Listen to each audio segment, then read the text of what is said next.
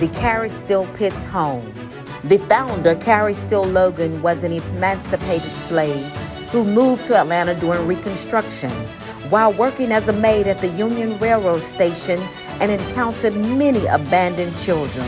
Her compassionate heart and her experience as an orphan compelled her to care for them in her very own home.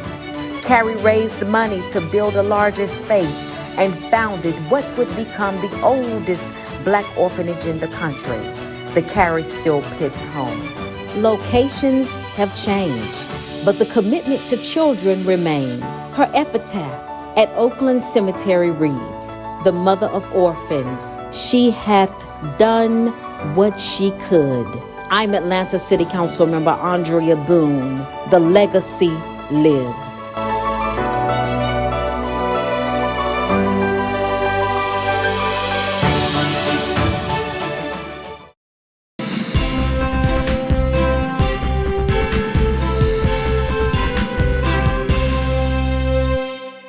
The Atlanta City Council approves legislation amending the city's Code of Ordinances to clarify alcohol license requirements for reporting food and alcohol sales at annual renewal and update the mandatory penalties for due cause findings of violations. The legislation aims to address nuisance properties and activities that are considered threats to public health and safety and ensure that establishments licensed as restaurants are operating in accordance with license requirements.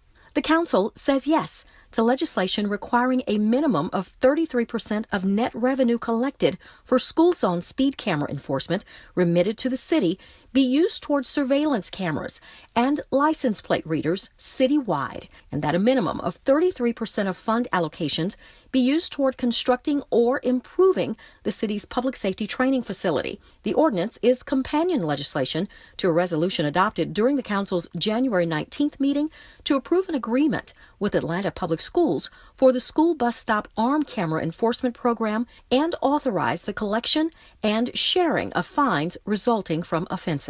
The Council greenlights a resolution expressing support for the strategy of the CDC's public health approach to violence, which is characterized by its emphasis on prevention and its strong conviction that violent behavior and its consequences can be prevented over time, and to express support for the CDC's strategy to build and strengthen partnerships with the public and private sectors and at all levels of government to effectively address the multiple forms of violence. The Council approves a resolution requesting that the chief judges of the Superior Courts of Fulton and DeKalb counties share information with the City of Atlanta on how they've adapted court functions to resume operations with the challenges of COVID-19.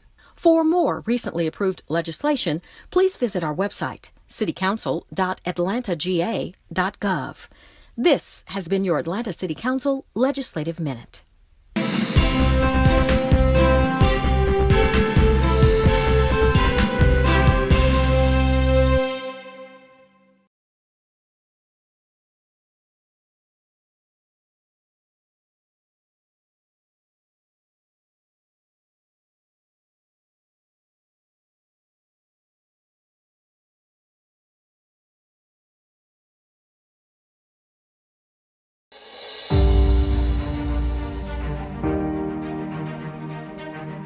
Zernona Clayton is a civil rights activist who worked alongside Dr. Martin Luther King Jr.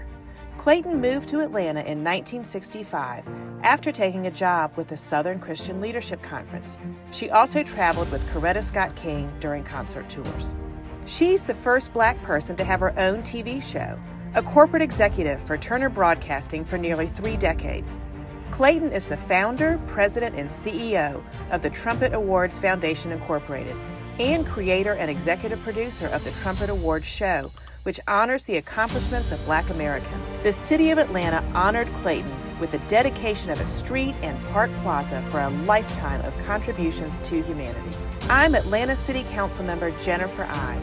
The legacy lives.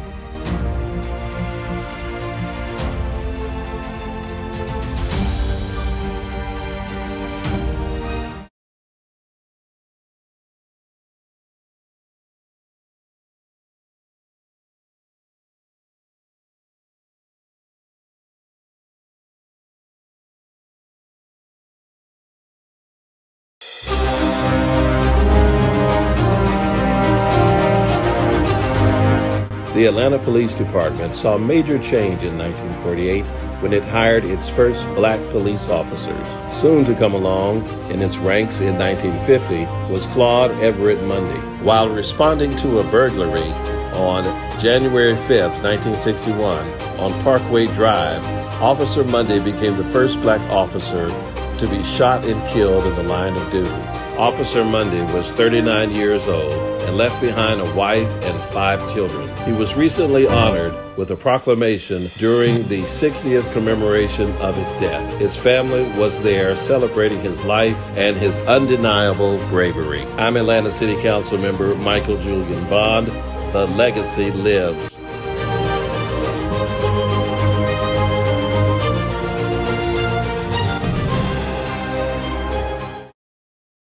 Some of these individuals, these young men, 20 years old, facing 77 years, aggravated assault and having a weapon in their hand, and some of these crimes just triple and double.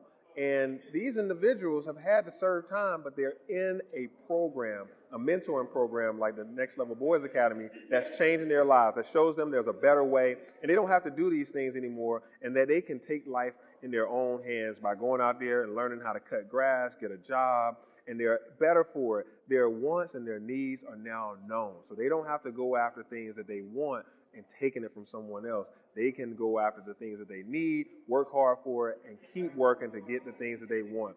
This is now a wonderful thing. And here at the gathering spot, they gave us the space, the opportunity to do it. And at the end of it, they're even offering some of these young men jobs. And some of the business community needed to hear that because they can also continue to offer these young men jobs. And that's one thing that's going on here. And that's why we wanted to do it, to show that there's a pathway out of poverty, and there's a pathway out of some of these poor choices that young men make. And right now, we heard from the DA, we heard from the sheriff, and we talked about solutions. And we're going to keep doing that discussion as we make policies and plans to improve.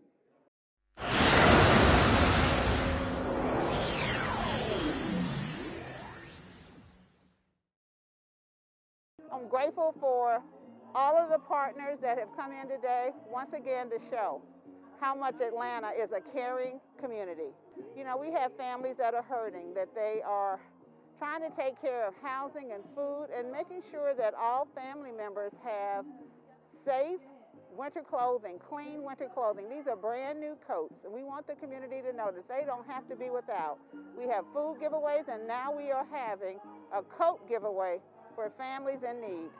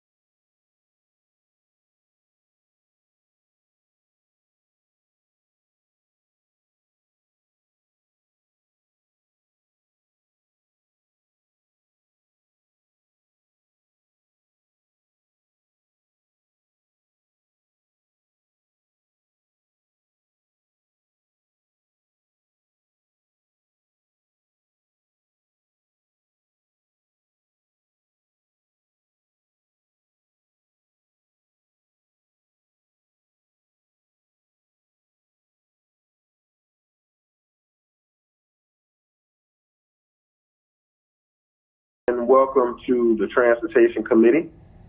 here at the Atlanta City Council. Thank you all for joining in. I hereby call this meeting to order. I think we have we definitely have a quorum of members, and I know that J.P. Mazikite told me that he would not be able to make it today to join the call. So we have the following council members on the call. We have Councilmember Overstreet, Councilmember Brown, Councilmember Faroki, and Councilmember Ide and Westmoreland. We have all of those members on the line. Again, as I mentioned, we will not be joined today by J.P. Mazikite. And Ms. Ide, I understand you will be voice voting because of the technical issue you're having right now. Yes. Okay. Anyone else going to be voice voting today? Okay. All right. Ms. Palladini, thank you for being here as well to guide us through. Can you read the remote meeting statement? Yes, Mr. Chair. This Transportation Committee meeting is being conducted remotely as advertised and as in accordance with OCGA 50-14-1. The meeting will be conducted in conformance with Robert's Rules of Order and the Rules of Council as authorized by the City Code. The public may access the meeting by dialing 877-579-6743, conference ID 831-599-1256, which was noted on the February 5th, 2021 public meeting notice. The public may also view the meeting on Channel 26, the Council's homepage at citycouncil.atlantagA.gov, the Council's YouTube channel, or the Council's Facebook and Twitter pages via @ATL Council. All presentations are available on the Atlanta City Council Transportation Committee presentation page. The agenda was published and made available on February 5th, 2021 via atlantacitygA.iqm2.com. In addition, the public was able to submit comments via voicemail at 404-330-6059 between the hours of 4 and 7 p.m. the day before this meeting. All persons present on the remote council meeting conference bridge are requested to mute your phones and speakers. Additionally, speakers must be acknowledged by the presiding officer prior to speaking. Each council member is requested to open your Outlook email and minimize the screen. Amendments, substitutes, and informational documents have been distributed to committee members beforehand. Thank you all in advance for your cooperation.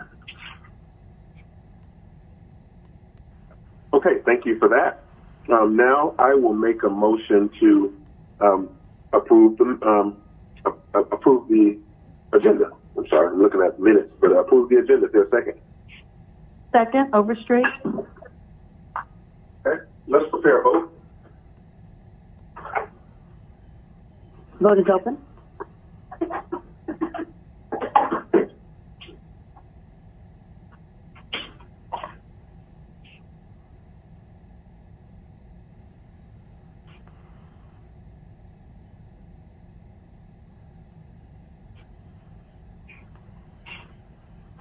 Will everyone please vote? Ms. Ide, how do you vote? I'm a yes. Okay.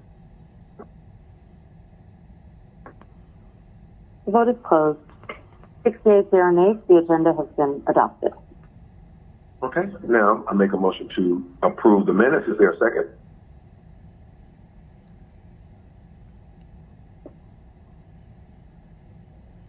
Second, Overstreet. Second, Chris.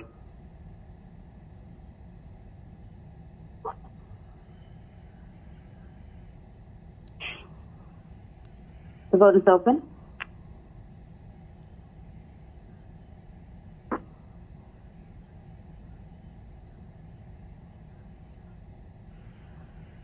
And will everyone please vote?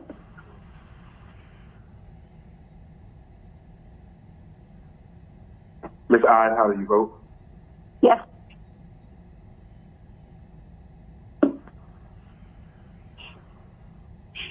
And the vote is closed. 6 yeas, 0 nays. The minutes have been approved. Okay, and we have been joined by Council President Felicia Moore. She is on the line. Ms. Moore? Good morning. Okay. Just this morning. All right, great. So we have Council President Moore here. And we have next on the agenda, I do want to move items F and G, if that's okay with everybody. We have the 2021 Transportation Committee goals and objectives.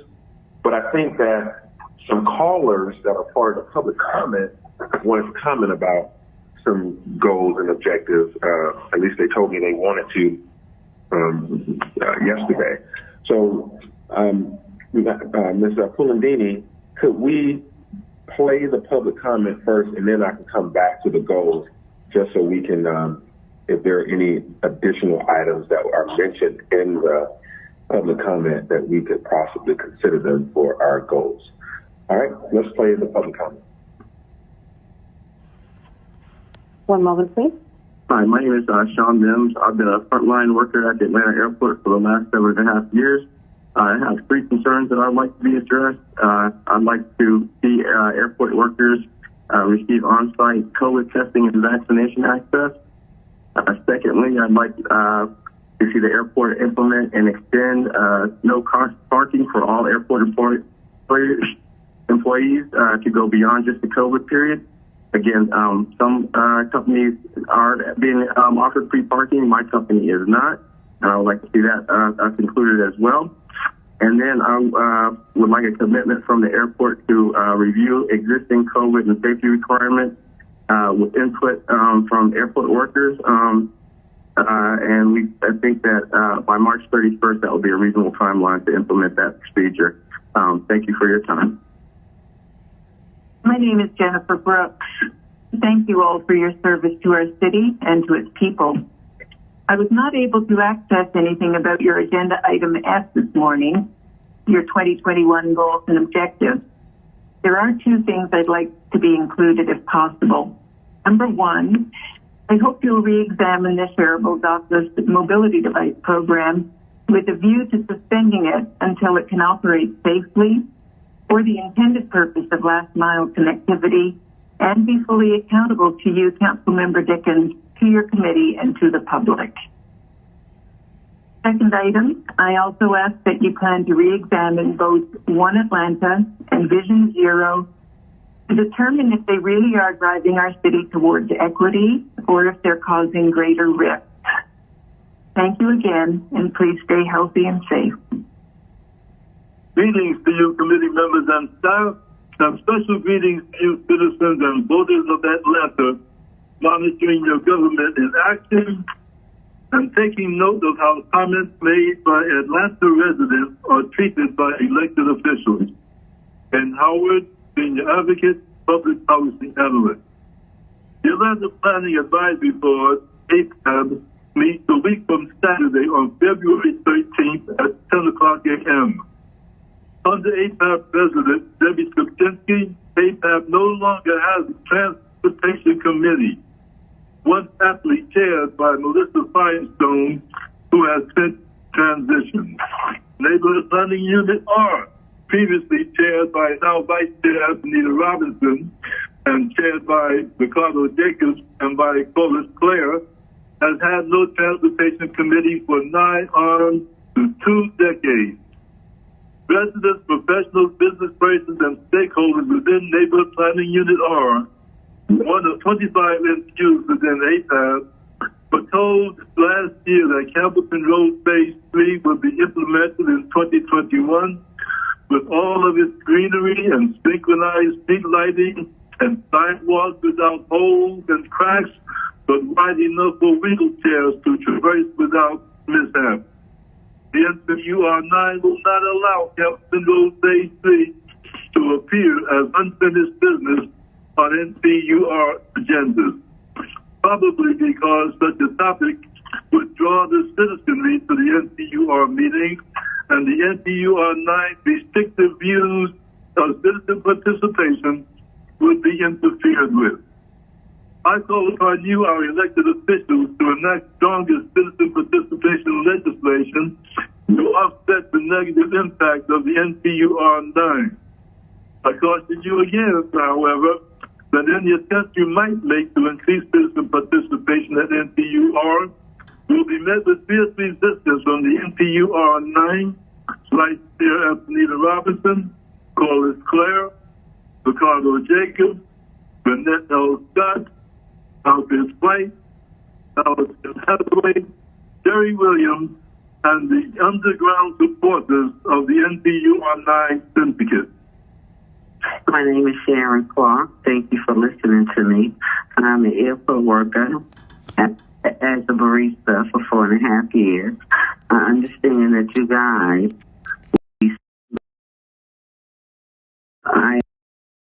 right, and I still don't even have enough money to pay my bills or do anything extra.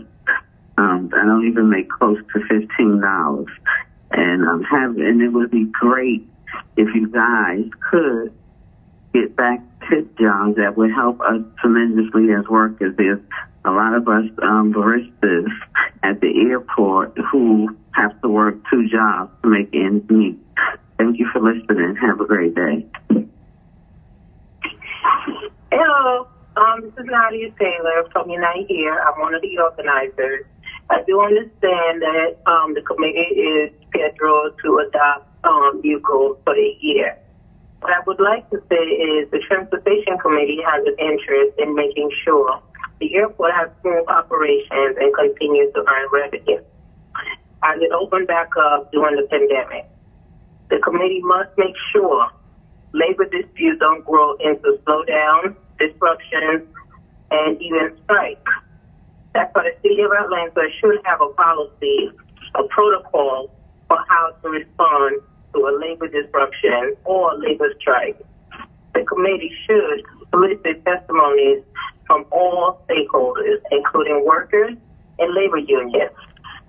It should strive to de-escalate conflict and exhaust all available legal means to ensure labor issues does not adversely impact airport operations. Thank you so much. We're looking forward to hearing more from you guys. Thank you.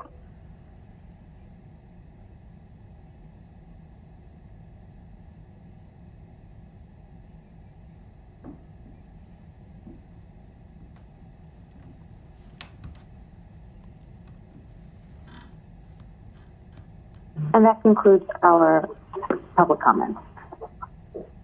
Okay, great. Thank you. Thank you to all those that called in. And we take those under advisement, all of your calls, your comments. So now, council members, it's time to turn to our Transportation Committee 2021 goals and objectives. We have circulated these a couple of a month now. So we've had a few that we've added since then.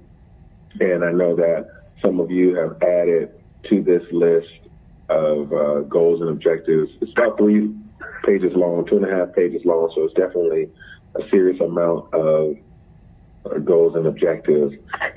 Council members, after looking at this, I don't know if you guys have anything more to add to it, but I will read some of the highlights and the categories that we've placed these goals and objectives in. And some of the callers that called in, their items have been added to the goals and objectives. And I've even checked with the airport on some of the things that the airport workers were talking about. So category 1 is connectivity, and that is regarding things like bus rapid transit, Summerhill, North Avenue, Campbellton Road, etc. Monitor the progress of the MARTA program that we all voted on and give our insight and oversight to. So lots of activity happening at MARTA. Monitor and expand complete street progress.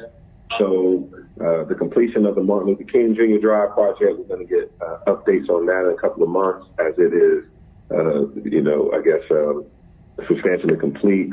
Cascade Avenue project, Cascade Road, Howell Mill Road, the Cab Avenue, Fairview Road. Some of these projects, just making sure that we see them through to completion as the Department of Transportation does that.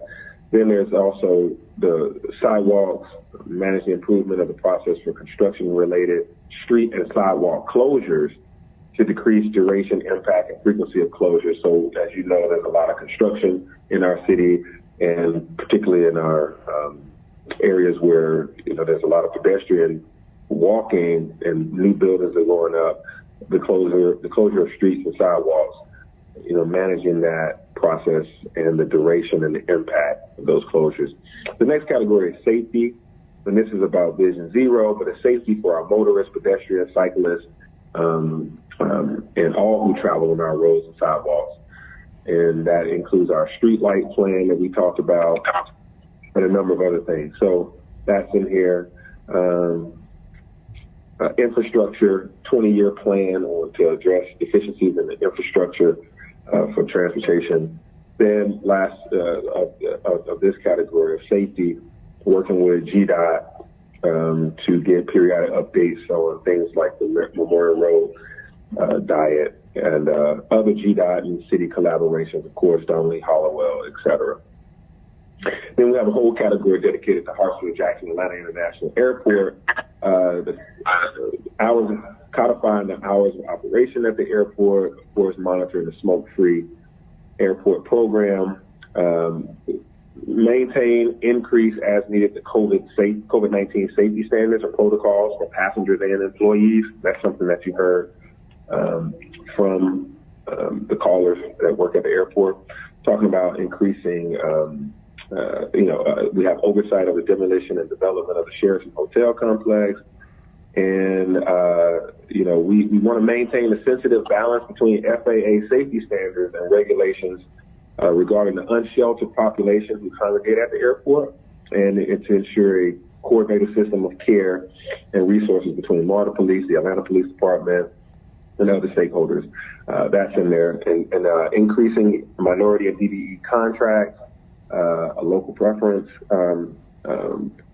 policies, and small business packages at the airport. Other things related to COVID testing and vaccinations to be provided on or near airport property for airport workers. I talked to the airport about that and to the unions about that. That is on our goals and objectives now. Additional review of existing airport health and safety requirements around COVID for concessionaires, impact workers, et cetera. And then there's in here establishing a policy to maintain parking and MARTA access at reduced or no cost to airport workers beyond the COVID-19 pandemic. There are some great discounts and free parking right now during COVID because there's not a lot of travelers at the airport, so the parking garage is pretty empty. But once it fills back up or gets close to full, how do we manage employee discounts, et cetera? Community outreach is another category. This is related to town halls on the status of critical transportation projects and development of a Transportation 101 document. This has been something I've really wanted to do for a while. And I think Commissioner Rowan is just the type of leader that could get this done, which is kind of a Transportation 101 where the public has kind of some general understanding of a life cycle of a road or a sidewalk. What is the maintenance schedule typically like? What are some of the funding sources that we have to pay for these things? And what are the costs involved? So that people understand, sidewalks, curbs, roads, how all that works, your traffic calming devices, what does a speed hump actually do and how much do they cost and how do you go about doing that? Proper signage, slow down signs and arrows and those type of things. Just not trying to make the whole city a traffic engineer, but everybody's got an opinion about it. It'd be very nice if they had some concrete information on it.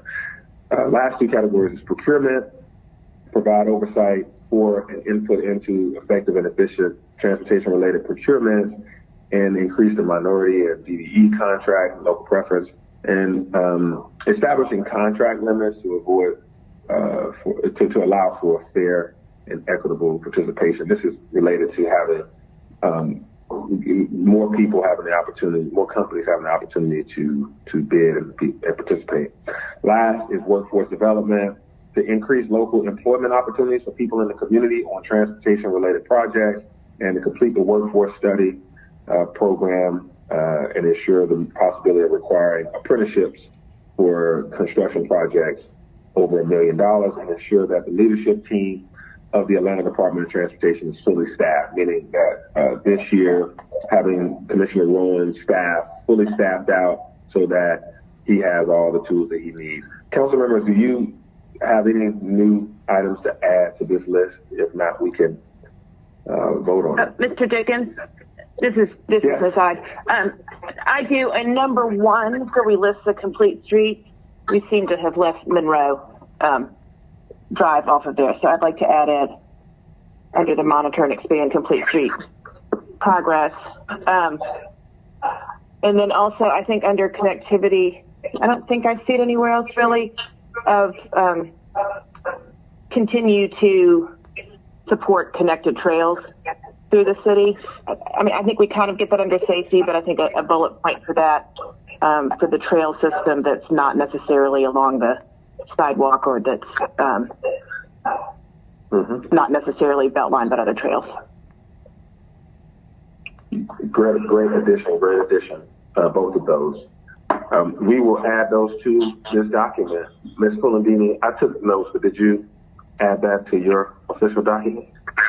Yes, Mr. Chair, I'm adding it to the, I'll add it, and it'll be part of the final version that's distributed to everyone. Okay. Thank you, Ms. Hyde. Yes, that was sorry for that oversight on Monroe Drive, but yes, we have that included in the complete streets. Are there any other council members that had any goals and objectives to add? Hey, Chairman Dickens, this is Councilmember Brown. Yes. The only thing, and I'm not sure if it's specific in the goals, was us as a committee having the Department of Transportation assess the impacts of technology and our ability to project into the future.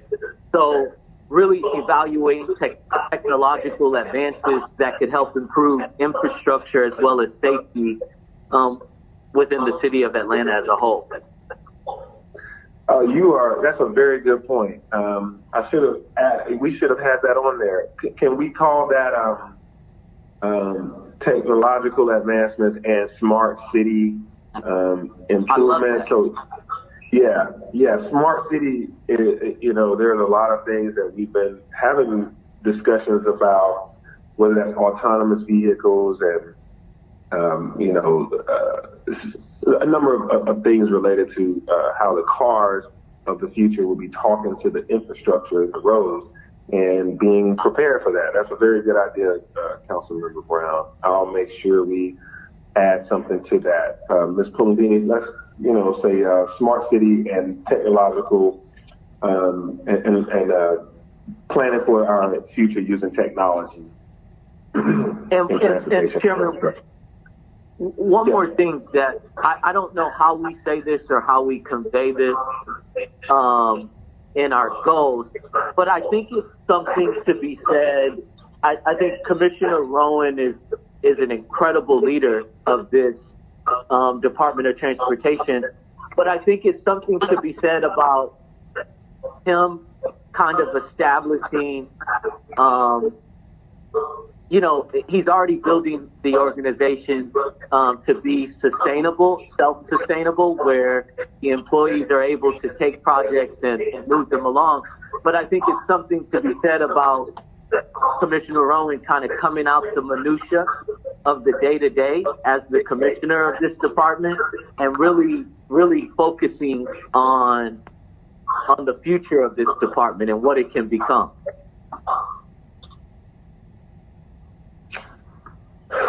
So is that an objective, and how would you like to word that? So in like, for instance, like, I'm just thinking how we could say it. I think Commissioner Rowan could probably speak to it in more detail of what it could potentially mean as far as the department is concerned. But I'm just saying, I think it's a way for Commissioner Rowan to not be bogged down in the minutia of the department and be able to really look at more of the high level direction of the department and how to move it forward into the future. Okay. So I think what would help with that is him having Well, I think what would help with that is more, staff, having a full-out staff, and more funding to do what he needs to do. And then there's some policy things and technology, like you just mentioned. So that technology is going to help the department do more with less people, so to speak. So, so maybe I'm just trying to think about how you write that as a goal and objective, but to monitor how the Department of Transportation is planning for, how to, I guess it's like looking at how they I think it's go high about level their business in the most efficient and effective way. Yeah, I was gonna say I think it's like high level planning for the future of the organization, something like you just said. Okay, all right, we're gonna add in there high level to oversee the high level planning of the Department of Transportation to ensure that it's operating in the most effective and efficient manner for the future. Ms. Pulandini, were you able to write that down as I spoke it? Yes, Mr. Chair. Okay. If not, just play it back at some point. So I thank you, Mr. Brown. We got that that covered, and we're going to write that in there.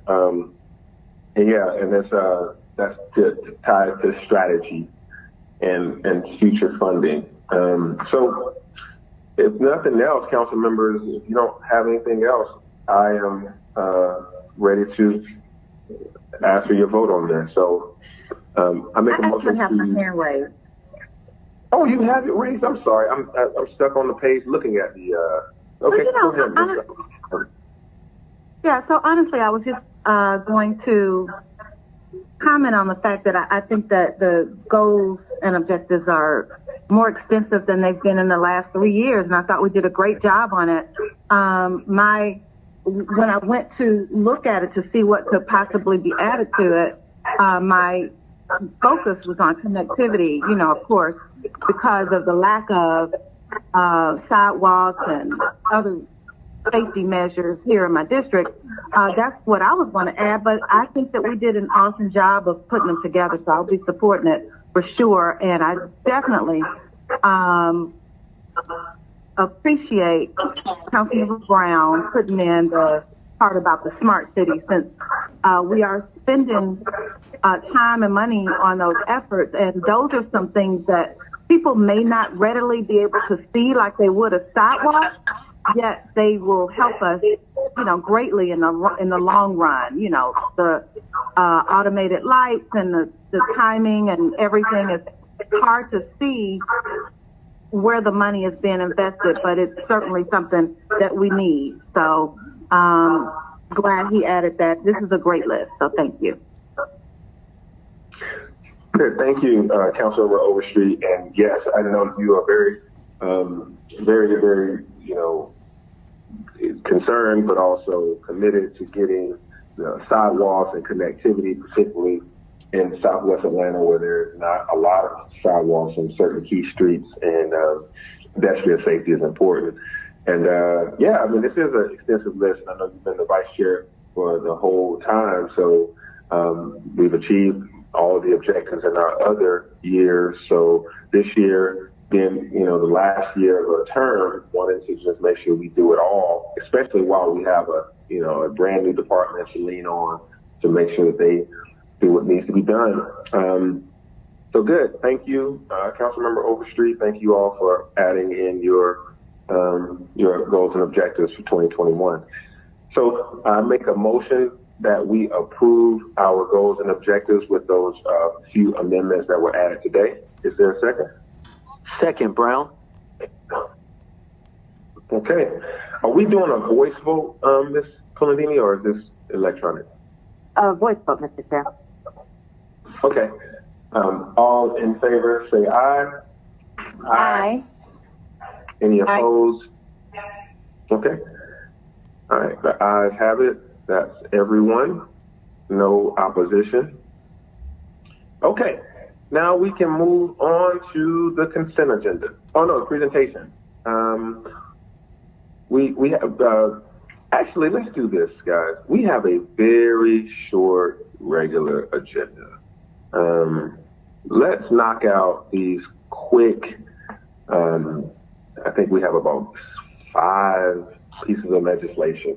So let's go to consent agenda, then do quickly the 5 pieces of legislation, and then we can move on to the presentation. Ms. Pulandini.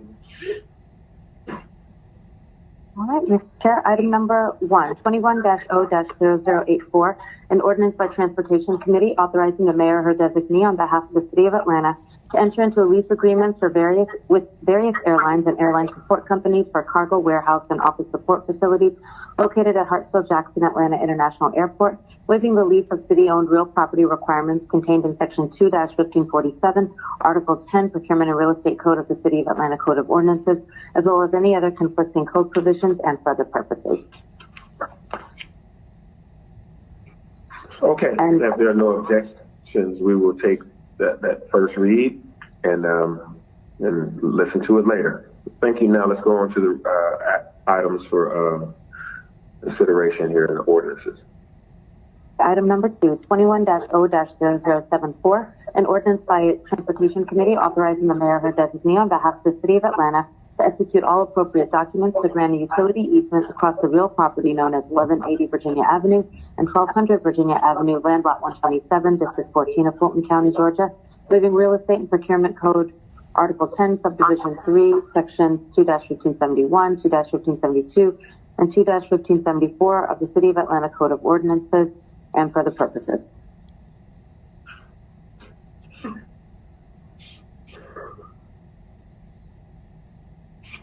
All right. Do we have anybody from DOT from ADOT that would like to comment on this?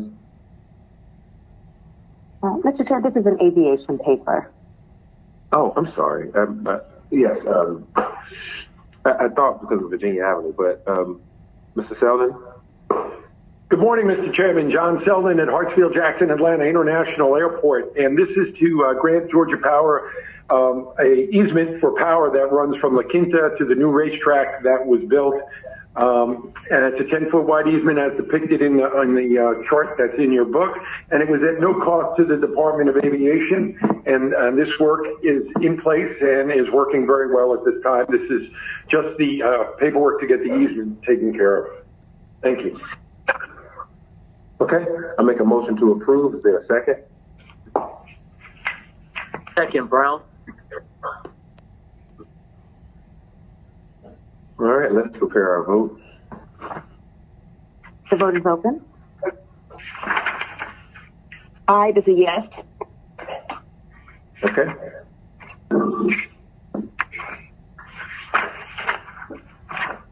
Let's see, we have Ms. I as a yes.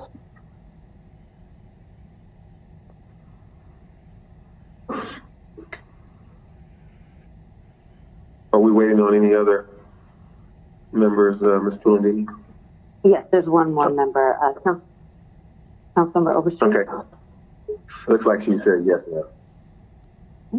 One moment, please. And the vote is closed. 6 yeas, 0 nays. This item is favorable. Our next item is number 3, 21-0-0078, an ordinance by Councilmember Andrea L. Boone authorizing the mayor or her designee to prohibit parking on Peyton Woods Trail Southwest between Cativo Drive and Peyton Woods Court Southwest on the south side of the street, with Section 150-92 of the City of Atlanta Code of Ordinances, to authorize the Atlanta Department of Transportation to install signage at the appropriate locations along the prohibited area and for other purposes. Okay, also, let's go to Josh Rowland or Katina Alexander.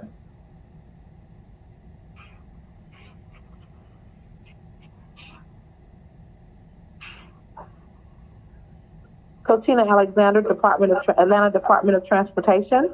Peyton Woods Trail Southwest is an east-west local road in the Peyton Forest neighborhood. It only is a residential street and connects Peyton Road Southwest on the west end with Cativo Drive Southwest on the east end. The speed limit is 25 miles an hour and the road width is just over 30 feet. Our houses in this section of Cativo Drive and Peyton Woods Court have driveways for off-street parking. And so we're okay with restricting parking to the south side of the street. Okay. All right. I make a motion to approve. Is there a second? Second, Overstreet.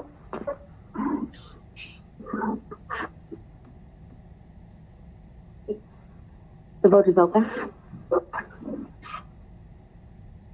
Aye is yes. Okay.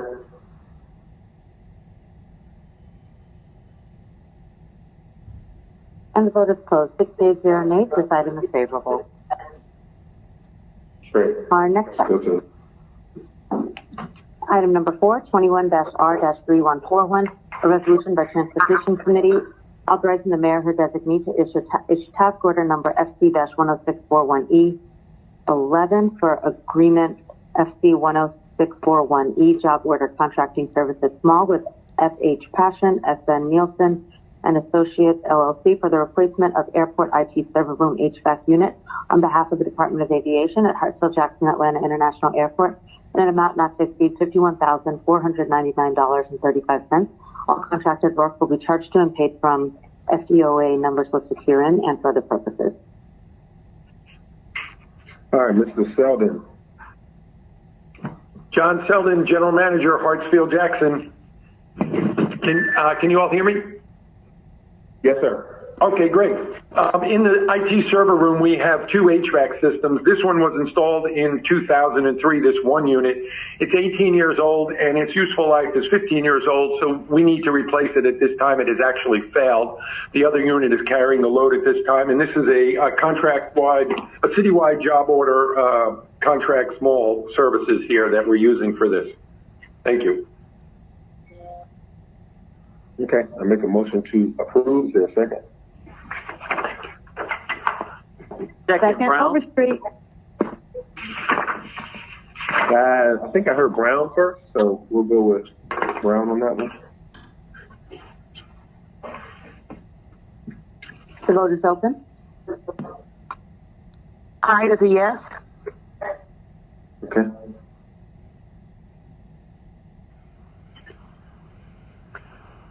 The vote is closed. 6 yeas, 0 nays. This item is favorable.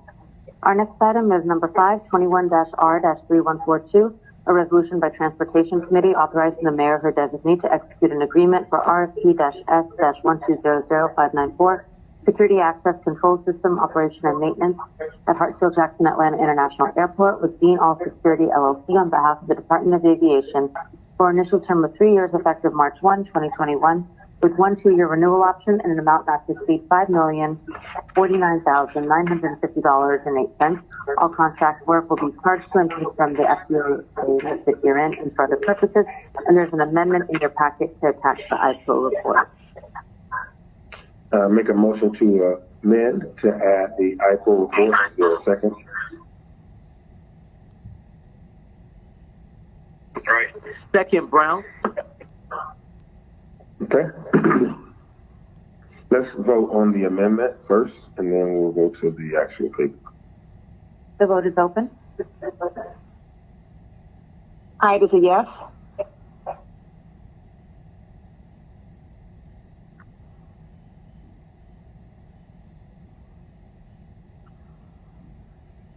Vote is closed. 6 yeas, 0 nays. This item has been amended. Right, now that it's been amended, I make a motion to, well, actually, let me hear from Mr. Selden on this. Sir. Yes, sir. This 3-year contract with Dean All-in-One is for our security access control system.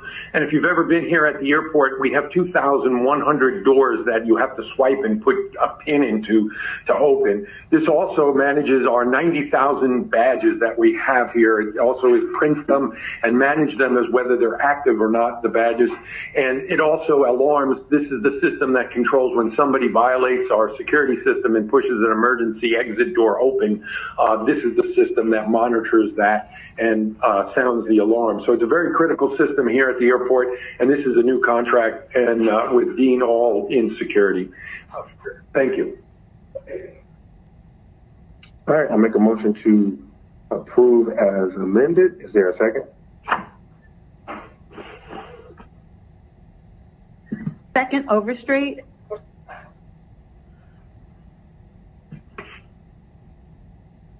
Aye, it is a yes. Okay.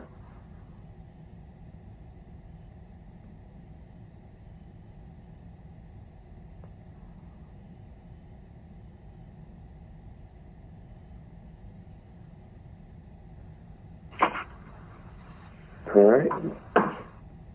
We have I as a yes, so confirm her. Mr. Brown and others, please vote.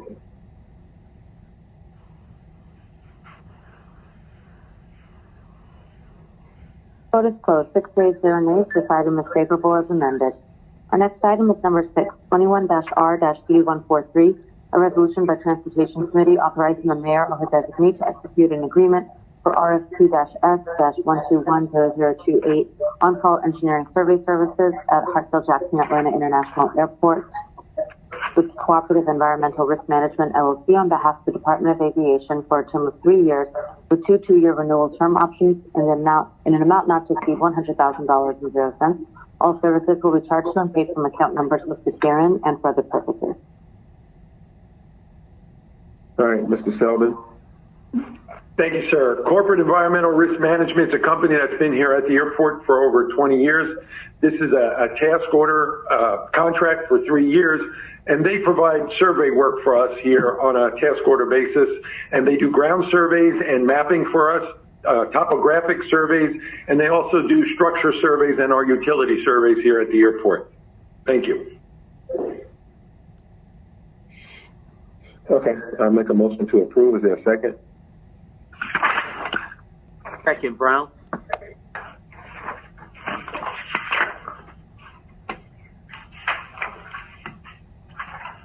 Vote is open.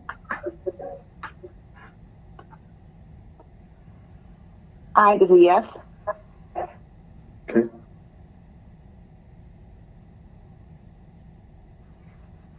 Vote is closed. 6 yeas, 0 nays. This item is favorable. Our next item is number 7, 21-R-3144, a resolution by Transportation Committee authorizing the mayor or her designate to enter into a services agreement for RFP-S-1200155, concession, secret shopping, and pricing compliance services with the Customer's Point of View, Inc., to monitor concession operators at Hartsfield-Jackson Atlanta International Airport for a 2-year renewal option in an amount not to exceed $296,500.00 for the first year and a total amount not to exceed $875,000.00 over the 3-year term. All contracted work will be charged to and paid from the account numbers listed herein and for the purposes. All right, Mr. Selden. Yes, sir. Thank you. Concessions, secret shopping, and pricing is a key backbone of our concessions program for compliance. The Customer Point of View, Inc. Contract is very important to us as our concessions come back to business here at the airport. They will monitor our concessions program not only for price compliance with our 10% over the market price in the city, but they also do secret shopping for us, which is basically undercover shopping and provide us input as to the cleanliness, the customer experience, the stock on the shelves that our concessionaires have, and they provide us feedback so we can maintain our top-notch concessions program here at the airport. And this contract is very important to us. It's a 3-year contract. Thank you very much. Okay, all right. I'll make a motion to approve. Is there a second? Second, Brown.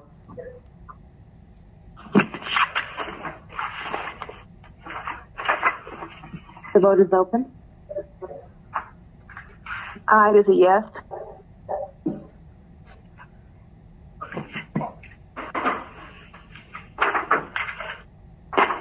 Vote is closed. 6 yeas, 0 nays. This item is favorable.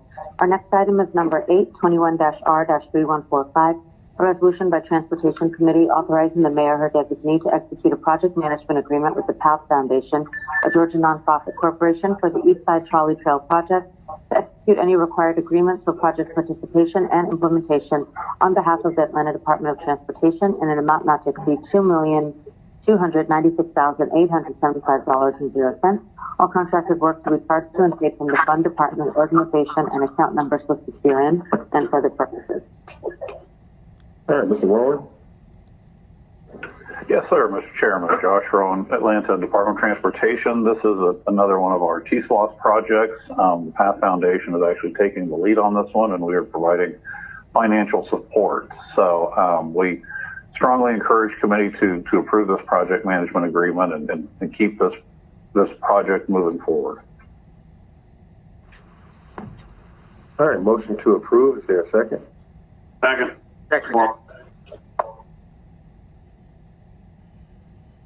We got a second by Westmoreland. Let's prepare our vote. The vote is open. Aye is a yes.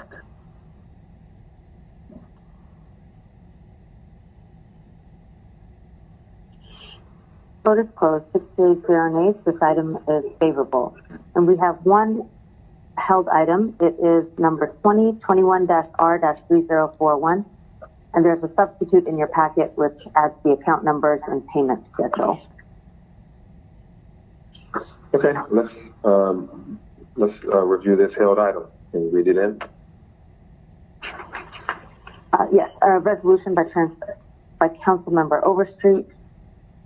Councilmember Marcia Collier Overstreet authorizing the Departments of Aviation and the Atlanta Fire Rescue to execute a memorandum of understanding to allow the Atlanta Fire and Rescue Department to rent the facility at 5155 Clipper Drive, College Park, Georgia, for a term of 5 years and for other purposes. Okay, now I'll make a motion to bring forth the substitute, and the substitute adds the account numbers and a payment schedule. So I make that motion. Is there a second? Second, Overstreet. Okay. The vote is open.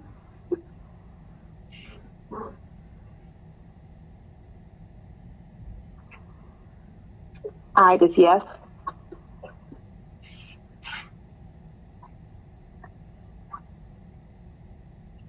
Vote is closed. 6 yeas, 0 nays. The substitute is now before you. Okay, Mr. Selden.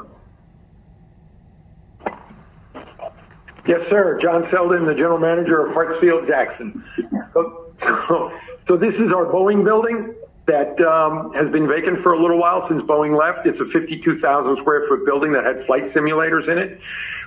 The Atlanta Fire Rescue Department we're gonna sign an MOU with them for 5 years, and they're gonna rent 42,000 square feet of that building from us for $366,000 a year, with an adjustment every third year. The other 10,000 feet of the building will house the airport rescue and firefighting staff here, and they'll come out of our building that's currently there in C4, and we'll give them more space for training.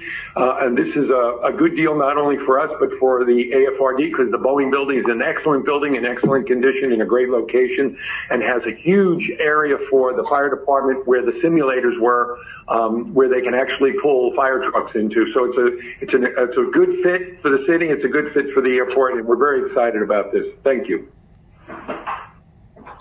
Okay, thank you. I make a motion to approve on substitute. Is there a second?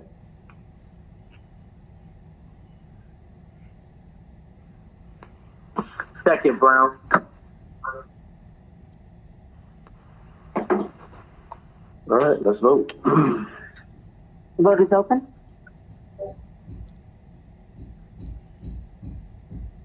Aye is a yes.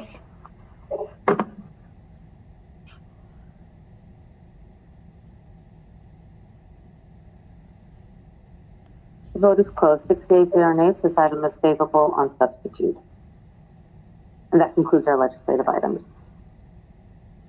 Okay, thank you, council members, for going through that legislative set of items. First, now we can turn our attention to the presentation that we have our quarterly update from the Atlanta Department of Transportation. So, Josh Rowan, you can take it away. Yes, sir. Thank you, Mr. Chairman. But before I get started, wanted to kind of touch on a couple of comments that were made. The first being is you're 100% correct that it's important to get the leadership team within DOT filled and rounded out. And what you're going to see over the next 90 days is we've been on quite a hiring spree.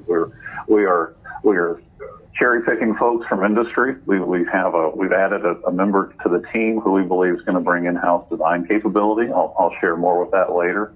My leadership team is really taking shape. A couple internal promotions have taken place. I don't know if I had mentioned that Amy Williams, the Renew communication lead, is now our director of communications.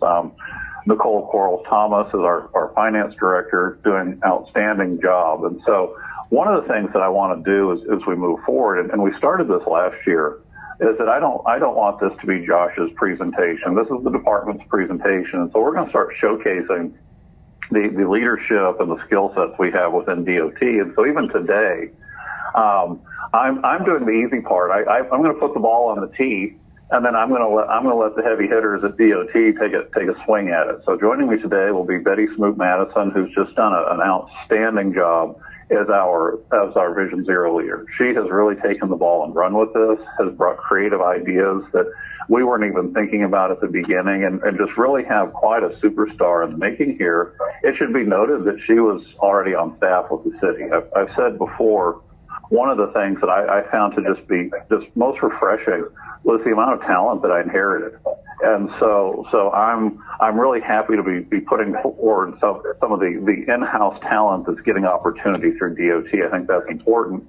And then many of you have met Doug Nagy. Doug came over to the city from McKinsey, has a strong consulting background, really strong vision for mobility and safety in the city. And so he's gonna talk about prioritization and what that looks like for projects as we go forward. And so we're continuing to kind of inch down this trail of we've quantified the good scientific method. We've quantified the challenge, we've quantified the cost. Now it needs to start breaking down into discrete project units. And that's the journey that I believe that 2021 will lead us on together. And so this is the other goal here, is that each of these, if done correctly, each of our 4 updates in 2021 will actually be connected. They won't be 4 one-off presentations. We're using this one to set up the next one, to set up the next one, and also kind of parallel the goals that you all have established as a committee. And so that's a longer introduction than usual, but wanted to get a few of those items out on the table. So if we go to slide number 2, our presentation outline is fairly simple. We always want to start talking about Vision Zero, whether it be a safety moment, whether it be an update of the program. We want to start everything with safety, because at ATL DOT, safety is our business. Depending on the topic, we will either touch quickly on or go deeper in depth on the ATL DOT update. Today it'll be a fairly brief update. Third bullet point, we want to talk about mobility and planning. That's where Doug's really going to dive in deeply into some of our thoughts and ideas related to prioritization. The fourth bullet point, always want to be talking about the Renew, specifically the revenue with the challenges we've had due to COVID, and be keeping everyone up to date on where those numbers stand.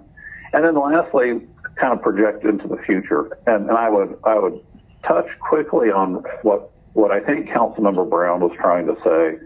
I had a mentor years ago. He was a CEO of a global firm, and he always said, Josh, you're either a player or a coach. So make up your mind. And I would readily admit that the creation of the department, the pandemic, I've kind of been in the player coach role, and I'm going to be assuming more of the head coach role and focusing on the future of transportation for the city, the vision for our department, and then building the culture within the team so that our people can be great. And so I'm hoping that aligns with some of that conversation, because it was really in line with some of the conversations I've had with some of my mentors here lately. So that kind of tees this up. I'd like to turn it over now to Betty, and she can share probably some good and bad in this presentation, but we need to be honest in our assessment. And so Betty, if we can get her unmuted, let's turn this over to you. Great. Thanks, Josh. Good morning, everyone. Hopefully you can hear me fairly well. All right, so Betty Smoot. Yes, we can hear you. Thank you. Good morning. Betty Smoot-Madison, Mobility Director with City of Atlanta Department of Transportation. I'm here to just give a brief update on Vision Zero. And we can go to slide 3. So safety continues to be the daily business and priority for ATL-DOT. We are very excited about the months ahead as we really start to advance some of our Vision Zero efforts. Slide 4. So we really wanted to keep everyone updated on how the data is trending. So you may recall a similar slide from previous presentations where we gave an overview of 2019 traffic fatalities, in which there were 73 fatalities then. We have seen a slight decrease from 2019 to 2020, which is great.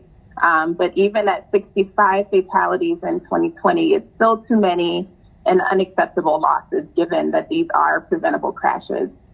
We know that there were fewer cars on the road due to COVID in 2020, so we were concerned about the increased opportunities for speeding.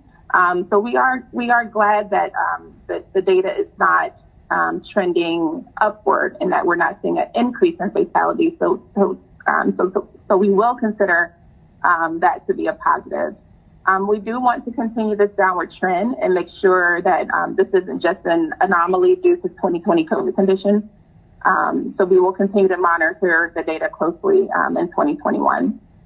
Additionally, pedestrians and bicyclists are still accounting for over a quarter of fatal crashes. So this is still a group that we will be prioritizing for our Vision Zero work and DOT projects. We also want to keep a close eye on motorcyclists and motorists.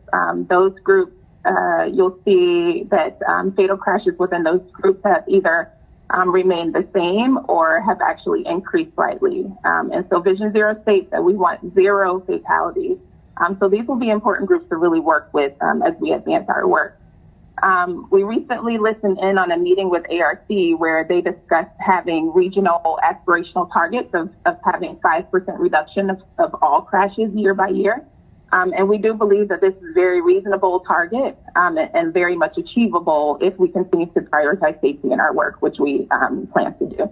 So stay tuned with that. And as we start to work on our action plan, you'll start to see more solid framework for getting us to meet these targets. Slide 5. We've mentioned this in previous presentations. Centering equity is a priority and will continue to be a priority for Vision Zero. You may remember in previous presentations that we discussed the equity framework that we developed, which identified communities that were disadvantaged based on numerous data indicators, such as no vehicle access, no health insurance, percentages of school-aged children and seniors, and a host of other data indicators that we use. And so we were fortunate to receive funding from NACTO, which is the National Association of City Transportation Officials.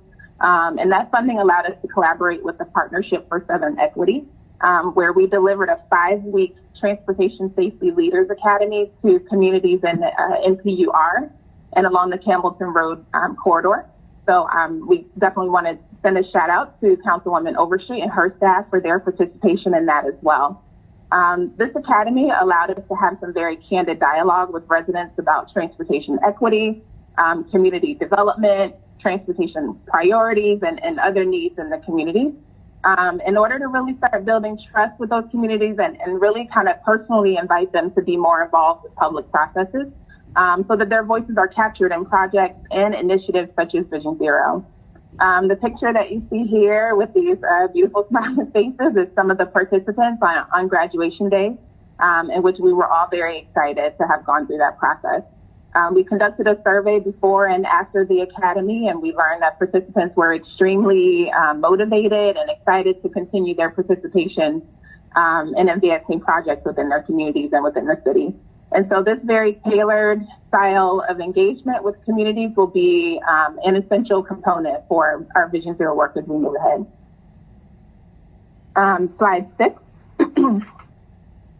I know many people are anxiously awaiting, so wait no more, the time has come. Our sign crews are actively out doing the sign replacements for the new 25-mile-per-hour speed limit on certain streets. So, of course, if you recall from the legislation, not every street in the city will see these changes, but many of our local neighborhood streets will, as well as some collectors and the downtown and midtown arterials. And so you'll start to see those changes happening now and over the coming months. We anticipated it will take us until about June or early summer to complete. You'll also start to see a bit more public awareness campaigns around that as well. We really want to make sure the general public is aware of the changing speed limits. So you'll see more of that via social media, and you may see some digital boards on the streets as well, digital message boards. So again, we want to take this time to just remind everyone to drive safe speeds. 25 miles per hour or less is the most appropriate speed when traveling in the city. Slide 7. Most excited to start working on the Vision Zero Action Plan. I know we've been waiting quite some time to get this rolling. So that's something that we are gearing up for now. Thankfully, we were awarded funding through the Atlanta Regional Commission, their Transportation Improvement Program. And so we are just working through some of the internal logistical stuff with that, such as getting the contracts going and the agreements in place to get that going. So this action plan will include the foundational elements and framework of our Vision Zero program. And it will be a compilation of actions and strategies for us to work on and implement over the next few years. It will also include an extensive amount of public engagement, including formally kicking off that Vision Zero task force that was mentioned in the legislation, and then continuing very tailored engagement with equity areas, along with numerous other deliverables, deeper data analysis that will really help us drive major projects forward. So we're extremely excited to soon kick that off, and we will definitely keep this committee posted as we progress with that. And then, as Josh mentioned, we are also happy to grow our staff.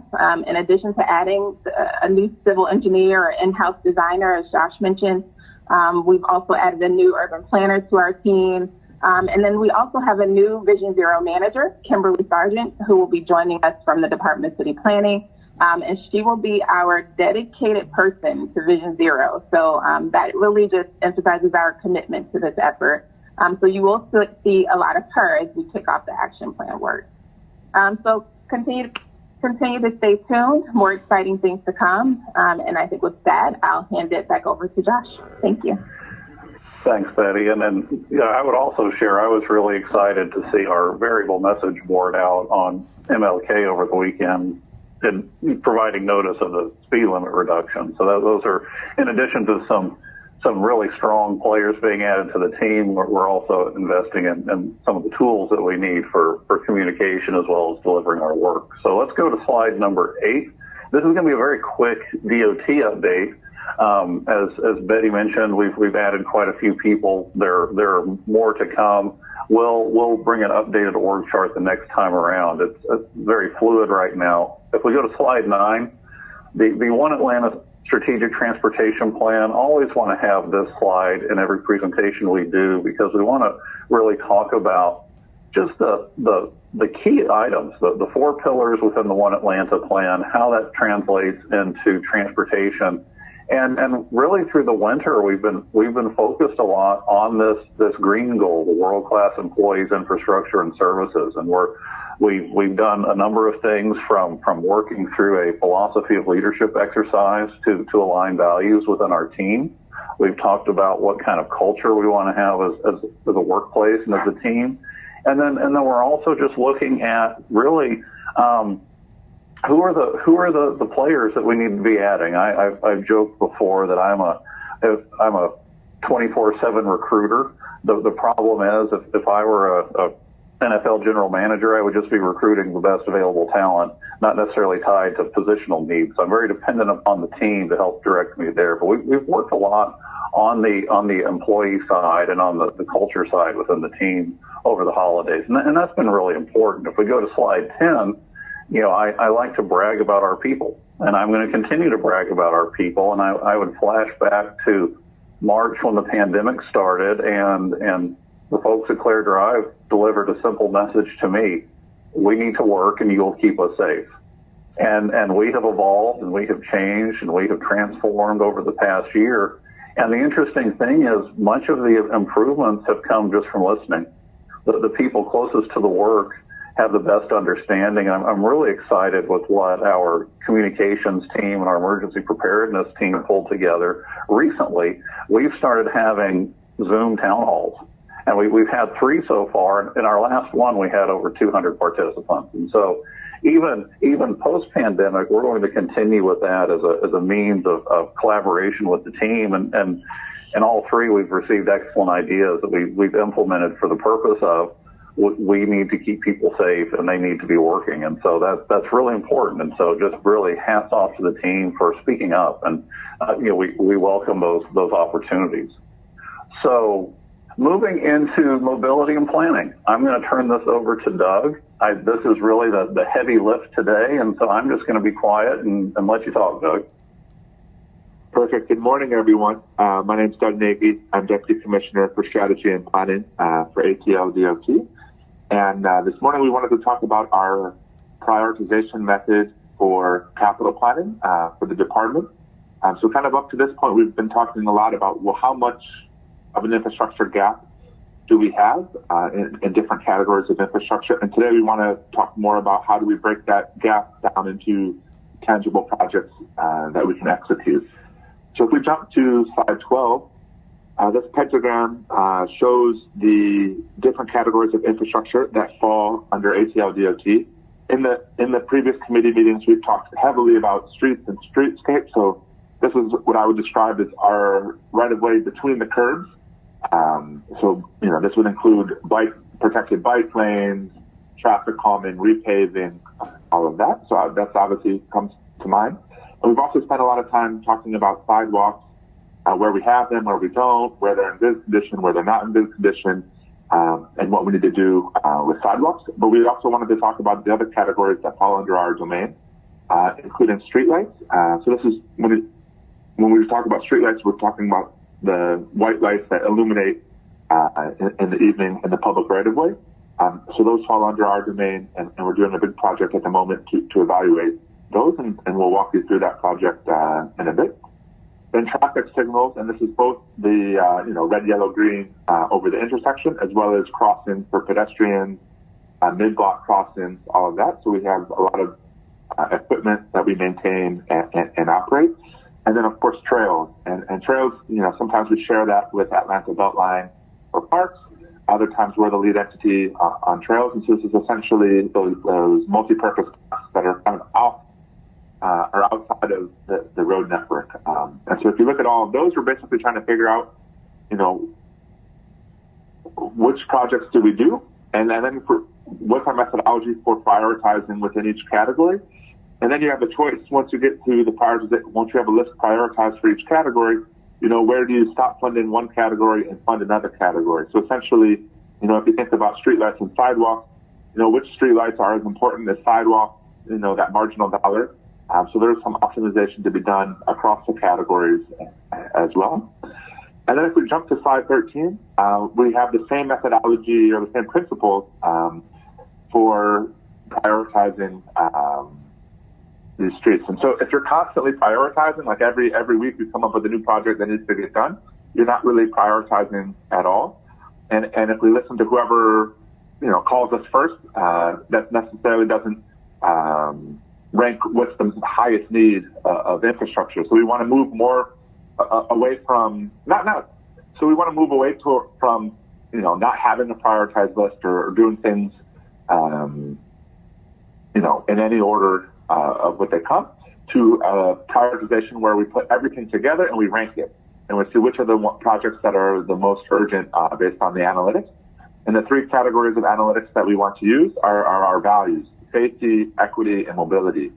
So we're talking about safety, you know, that not only are people safe, but do they feel safe walking, driving, cycling through the community. Equity, you know, historically, you know, different parts of Atlanta have seen different levels of investment. And so we want to make sure that we're taking care of our most vulnerable residents and investing investing heavily in neighborhoods that are vulnerable, or that have been underinvested in historically to make up for those historic disparities. And third is mobility, right? A street that has, 1,000 people living on it is different than a street that has one person living on it in terms of how people get around, or whether there's streets that have high volume, right? Those are streets that are very important to focus on in terms of how people get around the city and can people get around the city. And so those are our three values. And so for each category of infrastructure, we're going to talk about some of the analytics that we plan to use to prioritize in these areas. So if we go to slide 14, we're going to go kind of one by one through this pentagram to talk about the different categories. And so we'll start with, kind of ATL DOT 101, that's the most talked about category, which is our streets and streetscape. So we can talk about this kind of between the curbs infrastructure. So if you go to slide 15, so historically, how have these projects been done? And then I want to talk about our new approach. So historically, most of the projects have been done one of two ways. One is kind of political decisions of, we ought to do this street or not to do that street without much thinking or analytics behind it. And two, a lot of it has been done on state of good repair, which is a great methodology for maintaining roads. So we have what's called a pavement quality index. So just like you saw that sidewalk diagnostic where we just say, hey, that's an A-rated sidewalk or that's an F-rated sidewalk in terms of its current condition, we have something very similar for pavement quality. And it's very important at certain times to repave a road because you avoid more expensive repairs in the future. And so that's the primary tool that has been used in the past for prioritizing streetscape projects. We want to add some other analytics there, but still heavily weight, pavement quality index because that's very important. Whether you're driving on a road or cycling on a road, we don't want roads that have, lots of potholes and rough surfaces because it's not very good. And we also want to invest before we need to make major repairs, right? So then if we go through the safety, equity, mobility. So on safety, we have analytics about where are the highest injury places in the city. So where are there most likely to have crashes, particularly crashes that affect pedestrians or cyclists.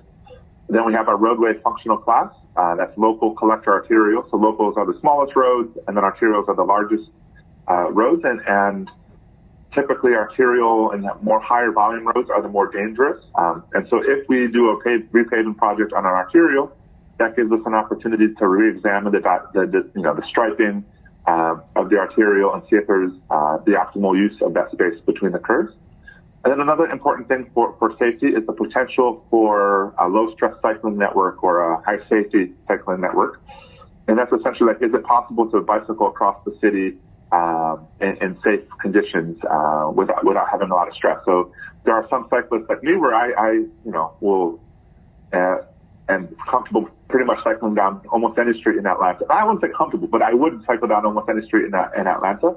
But, a 10-year-old on their first bicycle, would not likely feel safe, or their parents would not likely feel safe on far too many of our roads. And so it's how do we make a road network not for, kind of aggressive cyclists like myself, but how do we make possible so that every single person would feel comfortable cycling down that. It doesn't have to be every road in the city, but we need to have a network that makes it possible to get around the city there. And so when we're looking at safety, one of the things we want to consider is do these roads have potential for cycling infrastructure? And so there's kind of several factors for that. One is network connectivity. Does it already connect to a network, or does this area already have a main corridor running parallel to it, or not? And so we want to prioritize areas that don't have that aren't connected to the network yet. That would be an area we want to invest in, as soon as possible. And then obviously the right of way with you oftentimes see ROW on our presentations. That just means right of way. And so the wider the road is, the more, compared to how much traffic is on it, we can take road space and convert it to a protected bike lane or a regular bike lane there. And so there's some roads in the city that just don't have potential. They're just too narrow. Where if you have 2 lanes of traffic, there's not room for much else, but there's other places where there is potential for that. And so that's where we want to prioritize where there's, around safety. How do we make our streets safer and be proactive about seeking out opportunities for road diets and restriping. Second is equity. This metric is pretty much consistent across all the infrastructure categories. So we have, through Betty's hard work and some other folks on our team, including Jordan Dowdy, who's our Director of Data and Analytics for the department, we've developed a concept called our Vision Zero Communities of Concern. And so these are areas of the city that are essentially are most vulnerable. If you look across different different metrics, vehicle access, race, poverty, health insurance, whether people have health insurance, those types of factors. And we want to, these are communities we know people are walking in, and a lot of them don't have access to a vehicle. So we want to make sure that they're particularly safe, and that we know these communities as well as the communities that we live in, so that we can be very proactive about making improvements. And then the last category is mobility. And this is essentially 2 factors when it comes to streets and streetscapes. One is that factor, pavement quality index. This will still be a very, very important factor in our prioritization because we want to maintain a state of good repair. It's important for safety to have a state of good repair on our roadways and to avoid the cost of a major rebuild if we can come in right at that time when paving projects will, prevent the need to fully repair a street, a reconstructed street. And then second, we want to look at where are the busiest parts of the city or the more heavily used parts of the city. So this basically comes from origins and destinations. So when we think about destinations, it's, are people going to MARTA, schools, parks, hospitals, supermarkets, senior facilities, where they're headed to, or kind of where they started. And when we think about where they started, that's where people live. And so a street that has, thousands of people on it ought to be focused on. And using this methodology, we've actually found areas of the city where we want to do major projects. So an example here would be Mount Zion in southeast Atlanta. It's a road that has thousands and thousands of apartments on it. So it has a very high population density. You always see people walking around.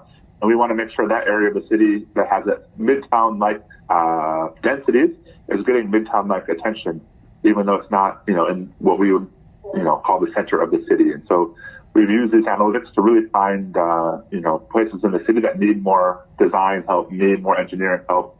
And so that's what we're looking at with streets and streetscapes. Then we can move on. If we go to slide 16, we want to talk about sidewalks. I'll be brief here. I know we've talked a lot about sidewalks in the past, so I just kind of wanted to review what we've talked about. So if you go to slide 17, this is our total sidewalk gap in the city. And so we have kind of 3 areas that we're talking about here. So as a city, we have only 45% of our streets have sidewalks on them or have sidewalk coverage on at least one side of the street, which the flip side of that means 55% of our city, the majority of Atlanta, does not have any sidewalk on the street. Sometimes that's it's an industrial area where there's not that many people walking around, but many times that's a neighborhood where people live and where people would like to have sidewalks. And so just putting sidewalks in where it costs about $1 million to put sidewalks on one side of the street. We have about 600 miles of sidewalks that's missing. That would cost about 600 to 700 million. Second, we have our existing sidewalk footprint, and sometimes the condition is variable, right? So to repair the sidewalks that are really poorly rated, your ASPER-D level sidewalks, that costs about $1 million per mile because you're breaking up the sidewalk and repaving it. That would cost about 225 million to 350 million, depending on the terrain and different aspects there. And then the third category is missing ADA compliant ramps. And so this is if you walk, on the sidewalk in the city, sometimes the sidewalk just ends and there's a curb and there's no smooth transition to the roadway. And so we want to make sure that smooth transition to the roadway is there for all of the folks in our community that are elderly or disabled or have trouble walking around, that every sidewalk should be ADA accessible. And we estimate there's over 4,000 of those ramps, and it would cost $17 to $20 million to fix. So basically, when you add it up, you're talking in the ballpark of $1 billion sidewalk gap here in the city. And so basically, obviously we're not going to have $1 billion in 1 year to fix it all in 1 year. So how do you prioritize, which do you do first? And so if you move to the slide 18, basically we want to very focus heavily on pedestrian safety, and very similar to how we prioritize street projects, focus on safety, equity, and mobility. And so here is we want to analyze specifically where are pedestrian-involved crashes in the high injury network, as well as the current current sidewalk condition, and safety. Equity is exactly the same. We're going to focus on the exact same communities that have kind of that multi-factor vulnerability. And then again, mobility, right? Like, a sidewalk in an industrial zone where very few people walk is a lot different than, right near a MARTA station or a supermarket where people are walking. So we essentially kind of want to predict where are the places in the city that are the least safe, where are the ones in the most vulnerable communities, where are the places that, there's the most demand to walk, and fix those sidewalks first, and develop that prioritization. And so pretty soon we'll be able to say, if we had $1 million, here's where we would invest that based on the analytics, all the way to that last $1 million to plug the $1 billion sidewalk gap. And then it's a matter of putting in the funding to make sure that we can do that. And then slide 19 kind of talks a little bit about an analytical tool that we're doing. It's not very easy to, it's very easy to weigh one project versus one other project. So how do you weigh, an entire city worth of sidewalk projects or street projects all at the same time? So Jordan Dowdy, who's our director of data analytics, is a real crack at both GIS and custom software programming. So we're actually building our own software tool to be able to weigh these factors and be a geoprocessing tool. So we'll be able to be very strategic in identifying where projects are needed and ranking those projects in order. And so kind of what happened with the last, major capital programs in the city is they're put together, in a political fashion of just which projects, should we do? And then later on when the rebaselining came, it was how do we, use analytics to rebaseline this to show which projects are the most needed projects. We want to do what are the most needed projects at the very beginning of our capital discussion. So the next time we have a major capital program, it's like, okay, what are the next, if we're going to put $100 million into sidewalks, what is the next $100 million worth of projects? We should mostly focus on what the analytics are telling us are the highest need, so that we can be very fair about it. Slide 20, we're just going to jump to the streetlights in the next category. And so this is one area where we wanted to be very, so we kind of, in each area, we kind of do two parts. One is we want to do a diagnostic of what we currently have and where, and two, identify, the ranking of where we should improve the infrastructure. So that's what we're working on with streetlights. So if we flip to slide 21, we're actually partnering with Councilman Dickens' favorite university, Georgia Tech, with an engineering team there to analyze our streetlight system. Where do we have streetlights today? Where is the highest demand for streetlights in terms of safety, in terms of traffic safety, in terms of nighttime crashes, as well as general safety? Where do we have crime or police incidents happening at night? Do we have the proper lighting there? I think one of the things that we haven't talked enough about as a city with police community interactions is that if you have proper lighting in an area, you can reduce the amount of need to even have any police interaction at all, because light is a deterrent to negative activity there and keeps everyone safer. And so basically the timeline that we're working with the Georgia Tech students, this is their project, their senior capstone project for the semester, and we'll have the results in May. And we'd love to have the team actually digitally come to the Transportation Committee and share what they've worked on, share their recommendations, and what they've learned. So we'd love to kind of reserve time ahead of time and for the May Transportation Committee meeting to go through this. The team is really amazing. I think we have like 8 or 9 countries represented on the team, which is a really testament to the global reach of Georgia Tech, and we're very excited to work with them. Then on slide 22, we want to highlight, what we think are the, big alerts that we have or alarms that went off in our heads that inspired this project. And so one of the things that happened last summer is we were going to these communities of concern to visit and do site visits so that we can learn the communities of concern as well as, to know them as well as if we lived in these neighborhoods, to really be able to deliver, infrastructure to these communities. And so during one of these outings, we went to Thomasville Heights, which is identified through looking at where are low income, where is there lots of people without vehicles, these sorts of things. And we found this part of the city around these major apartment complexes that there are no streetlights, right? And so this is an apartment complex that the police go to over 120 times a year. The police are always there. There's always incidents. If you Google the apartment complex, this is what comes up on the left side of your screen, right? Like someone upset about filthy living conditions, a neighborhood brawl breaks out, a 5-year-old boy hit by a stray bullet. So the exact type of neighborhood that you would want streetlights in the entire city. Yet we don't have streetlights there, right? And so we're very worried that we found this, and so we really we're doing the mapping now to map, where are communities like this that have high, amounts of police calls? Where are the ones that have high amount of traffic crashes at night? And do they have streetlights, yes or no? And we want to make sure we're doing our part to make Atlanta a better place to live. In terms of the specific apartment building, the Department of City Planning and the Housing and Community Development Group is working to transform the apartment building with HUD. So there is a project in the works for the specific apartment building to maintain, keep the residents in place while dramatically improving the property there. So as those investments are made, we want to make sure that the right-of-way, the public areas, are also renovated there. So one of the things I would ask for the members of the committee that are listening today is think about your district. Are there areas in the district that are like this, that have, lots of traffic crashes at night or lots of police interactions at night, and that don't have streetlights? We'd love to hear the Georgia Tech team and our ATL DOT team would love to hear from you and examine them and make sure they don't get overlooked during this process. We're doing things in an analytical way, so we don't think that we would miss any, but it's good to have, that qualitative input from the council members for their specific districts. We're also working with APD. APD has given us a big long list of places in the city that are their kind of hot spots, as they would call them.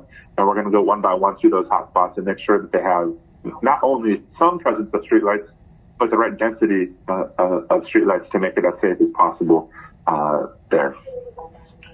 Then on slide 23, I wanted to share some, academic research about why street lighting is so important. There's really been proven to reduce crime and nighttime traffic deaths. So on the left, you have a study from the University of Chicago where they worked with the city of New York on nighttime lighting around public housing projects, or public housing facilities. And so what they did in New York is they dramatically improved how much lighting there was at these public housing facilities, and what they call index crimes, like serious crimes at night, went down by 1/3 in those areas. And so as we're talking about what can we do in terms of police reform, I think street lighting has to be at the top of the list for addressing that. And on the right side, this really struck me. I was reading a book called Right of Way by Angie Schmidt, she's a kind of a national pedestrian advocate, and it's a really great book about how do we keep pedestrians safe through many different factors, some of which are ATL DOT type factors of road design and street lighting and all of those. Others are around, are our cars safe? Are they becoming too large to see pedestrians? Some of those kind of national regulatory factors. But one of the things that really struck me in the book was this anecdote about Detroit, where Detroit actually drove down nighttime pedestrian deaths 96%, so almost entirely eliminating them by reforming their street lighting. And so in Detroit, they had a massive street lighting problem where 40% of their street lights were broken or missing. We're nowhere near that in Atlanta, but it's an interesting, before and after of what happened to Detroit. They did a massive capital program. They fixed 55,000 streetlights in the city of Detroit, And the year before they started fixing the streetlights, 24 people were killed walking in low light conditions. The year after they completed the streetlight repair, only one person was killed walking in low light conditions, right? So you're talking about saving 23 lives a year in the city of Detroit just because of fixing the streetlights, just because of pedestrian issues, not even talking about crime-related issues or traffic deaths of vehicle participants. So there's a massive, the data shows there's a massive correlation between safety at night and streetlights, and so that's why we're very focused on streetlights. So be prepared for May. When we'd love to have the Georgia Tech team come and present their results about where are the areas in the city that most need streetlights, where do we have them, all of that. Then on slide 24, we want to jump to traffic signals and talking about that. So basically, we want to follow the same principles of safety, equity, and mobility when we talk about traffic signals. And so there's basically three types of traffic signal projects. One is replacement and upgrade of signals, and this is basically when the expected life of a traffic signal is near the end or it needs to be repaired, similar to the HVAC system at the airport. We need to replace these things every once in a while. And so the first is just replacement and upgrades of signals without changing much about the signals. The second bucket of projects that we will prioritize are traffic signals and major construction projects. And so this is when we identify a stretch of roadway where we want to do a major construction project. Incorporated in that construction project will be the cost of the traffic signals, because oftentimes, the lane configuration is changing. It's a great opportunity to upgrade the signals as well. And then the third bucket, I think, is the most important here from a traffic safety standpoint, is we want to identify where do we have unsignalized intersections that don't have safe conditions, right? And so we want to use crash data and other analytics to basically identify where do we have unsignalized intersections that need a signal, right? And then there's a process called warrants where you do an engineering study to see if a signal is actually warranted. But we want to be very proactive in identifying where do we need additional signals. Even in dense parts of the city that look like Manhattan, we have streets that don't have signals at them. We're asking pedestrians to cross 3 or 4 lanes of traffic. And so we want to be very proactive about identifying those areas and then, doing the engineering studies to identify if we need signals. We'll use the same safety, equity, mobility, looking at where do we have lots of crashes, making sure we're looking at the signals in our communities of concerns from an equity standpoint, and then also looking at mobility, right? So that the places we have higher pedestrian demand, clearly we need more signals there.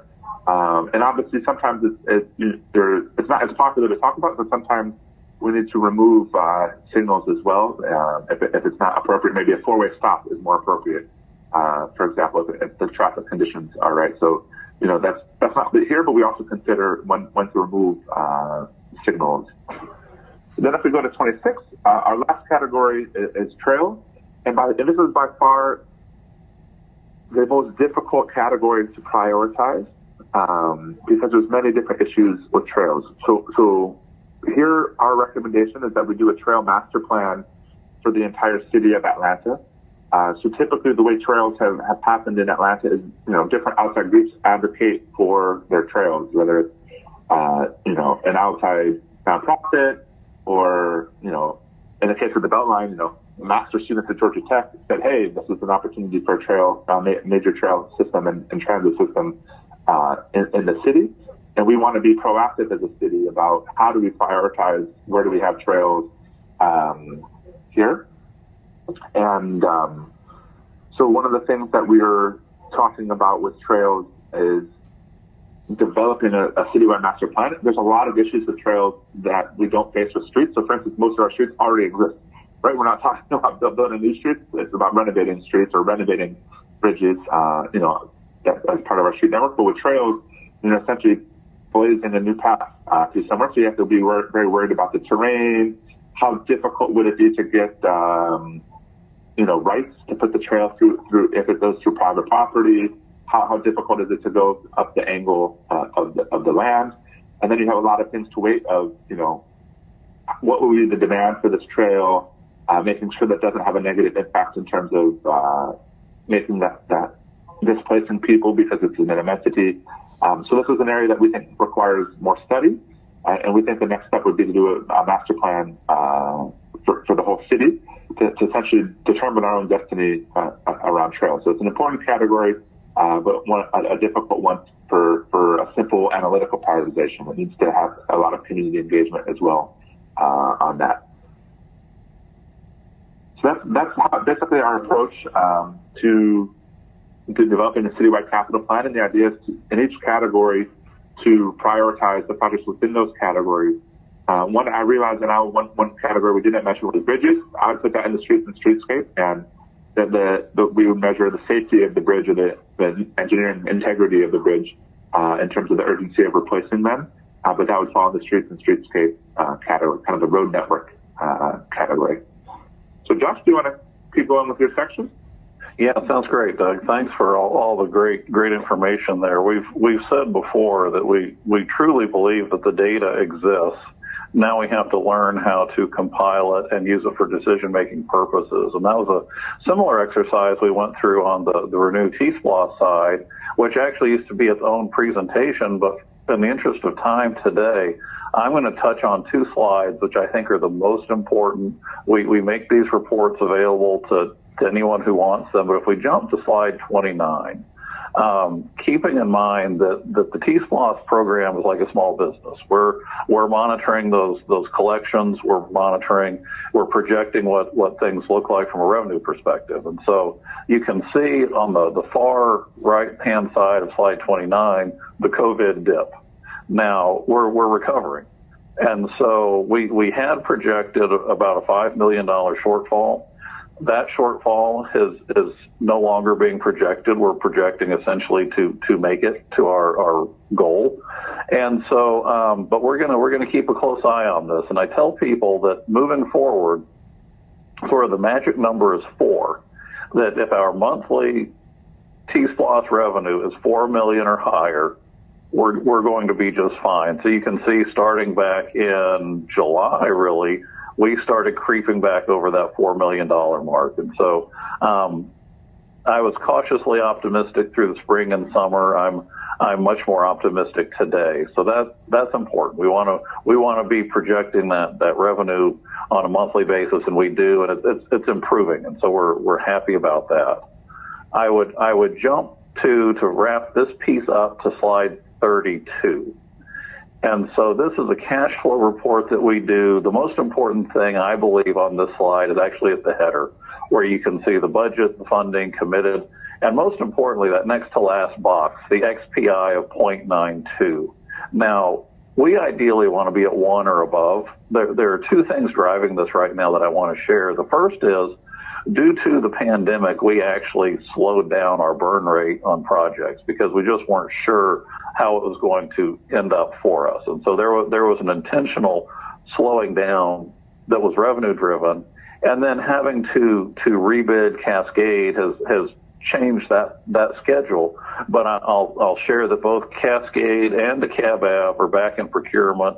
We've made some changes to the front end documents based on some lessons we learned on Cascade the first time, and we've abandoned our RFQC, which was a sort of a pre-qualified group of contractors. These are full open bids.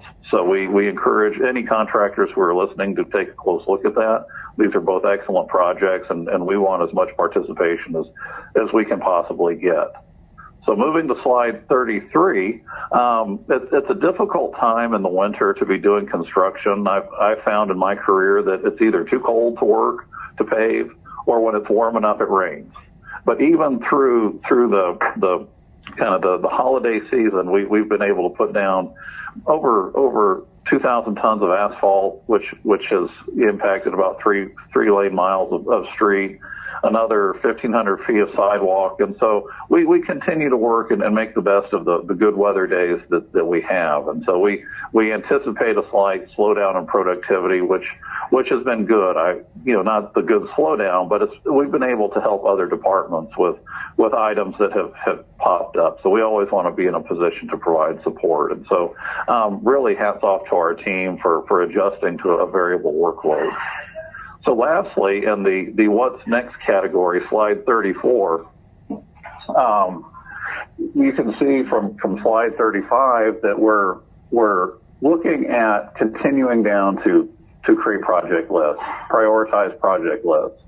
One of the things that we've talked about, and this was actually an idea from within our team, that as you look at so we call it the infrastructure pentagram, which I think sounds kind of like an Iron Maiden song, we want to develop a scorecard by district, because not all things are equal. You know, each district has its own unique needs, and so we want to be looking at specific council district issues. The rest of this, I don't think will be any surprise, from looking at how do we get more financing, continuing with Vision Zero. I had already mentioned Cascade and DeKalb Ave. Howell Mills, not that far behind. And then we're also looking at how do we build resources. It's important that we be able to adapt and move quickly when the needs arise. And so we want to have as much at our disposal, especially when it comes to contracting, that how do we get the work done. And we had talked before about unbundling projects. So having smaller projects, more smaller projects, which I believe will provide more opportunity to more contractors, specifically our diversity contractors. And that's something that's very important to me and something that's very important to the department. So that's what's next for us. And then, as you see from the project list, we have several bold here that these are moving forward. And slide 37, we want to thank our partners. We can't do this without them. This is a partnership business, and there are a lot of people who we interact with. Slide 38, let's bring this in for conclusion. Follow us on social media. We try to be pushing out pertinent information in a timely manner. And so with that, Mr. Chairman, I will wrap this up and address any questions. Okay, thank you all for your presentation today. I hope that council members were able to listen closely and see all of the things that have been done and are planned for the future. I save these documents a lot of times so I can go back and review it. So this document is available online, as we mentioned before. It will be saved under the City Council's website under presentations, so you can see this and monitor our progress. Council members, are there any, I see Mr. Faroki has raised his hand to speak. Mr. Faroki. Thank you, Chairman Dickens. I'll be brief. This is a really terrific presentation, so thank you to Mr. Rowan and his team. Three quick questions. One is on the prioritization rubric and framework, which I think is terrific and brilliant in large part because it will hopefully remove some of the squeaky wheel syndrome that we have in the city of whoever shouts the loudest sometimes jumps to the front of the line. And so I appreciate the prioritization framework and attempt. I guess one question I had on it, and I think it all is appropriate and fair in how y'all are thinking about it. One thing I didn't see is, our streets all over the city, doesn't matter where you live, by nature of our kind of central role in the region and just how our highway system puts folks into the city, both in the center city, but also coming off the 285. What role, if any, in prioritization does, I guess, use of infrastructure beyond city residents, right? I mean, you mentioned the street may have 1,000 residents, the street may have 10 residents, and so it requires different prioritization, which I agree with. But there are also some streets, regardless of how many people live on them, that are just heavily trafficked by non-residents. And so I'm just kind of curious how, if at all, that factors into how you think about prioritization. No, Councilmember Faroki, that's an excellent question, and I've shared some of my perspective in the past that I really feel just the geography of the region puts Atlanta in a really difficult position because we aren't carrying the load for 500,000 residents. We're carrying the load for the region. We're carrying the load for really the world who's coming to visit this great city. But I think when you start looking at some of these streets that you mentioned that over time have really become alternative commuting highways, Our goal is to first start slowing that down, because when you have a neighborhood street that's a faster alternative to the interstate, I think a lot of problems will precipitate from that. And so we have highway facilities that are meant to move cars. And so the let's call it the non-Atlantans, our preference would be that they stay on those. And so as we look at these priorities, that there's going to be a direct connection to the Vision Zero. So if you have one of these streets that is sort of serving as the commuting highway, it's very unpleasant to ride a bike. It's a challenging situation to be a pedestrian. And so really the kind of overriding discussion in all of this is, first and foremost, how do we slow the cars down? Secondly, how do we send them someplace else? Thirdly, how do we start reducing the trips? It's interesting how many of these locations actually will parallel MARTA tracks. We have people who don't live in the city choosing to use our streets when transit is a perfectly viable option. And so all of that works together, council member. And I know we've talked about some of the streets in your district, and the phrase that keeps popping up is feeling the pain. How do we slow those down? How do we narrow them? How do we not make them so akin to a highway, but really turn them back over to the neighborhood? And there's a huge quality of life factor that's in there. And so that is involved in every discussion that we're looking at when we address these streets. I appreciate that. That's terrific. And my question was not, just for the sake of clarity, it was not a district lens question. I think it's a citywide issue. Obviously, it affects folks all over the city. And, we have a lot of folks who come into the city for work or for leisure and don't, other than sales tax, when they buy lunch or something or they're shopping, they're not really paying into the infrastructure burden. Correct. That they're creating wear and tear on. So I know that's a bigger funding kind of puzzle we have to solve. But I was just kind of curious kind of where that fits into your prioritization framework, and I appreciate that response. It answers it. My favorite part of the presentation, however, was the bit about streetlights, not because it recognizing the importance of streetlights, which it does, and so I appreciate you all kind of folding that into how you think about transportation infrastructure in the city. But my favorite part was the fact that you referenced crime data, because it's something we rarely see at the city, at least on the surface, or at least in front of city council, which is interdepartmental collaboration, or at least recognition of other departments' data and how it should affect your work.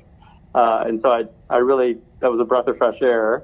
And I would encourage you to kind of expand the getting beyond the DOT silo, to also include DCP, which I know y'all talk regularly, but when y'all were talking about streetlights, what came to mind was, also just kind of urban and zoning design and how that affects public safety and how it affects eyes on the street, and putting more, creating soft edges to hard buildings, I suppose, with human beings.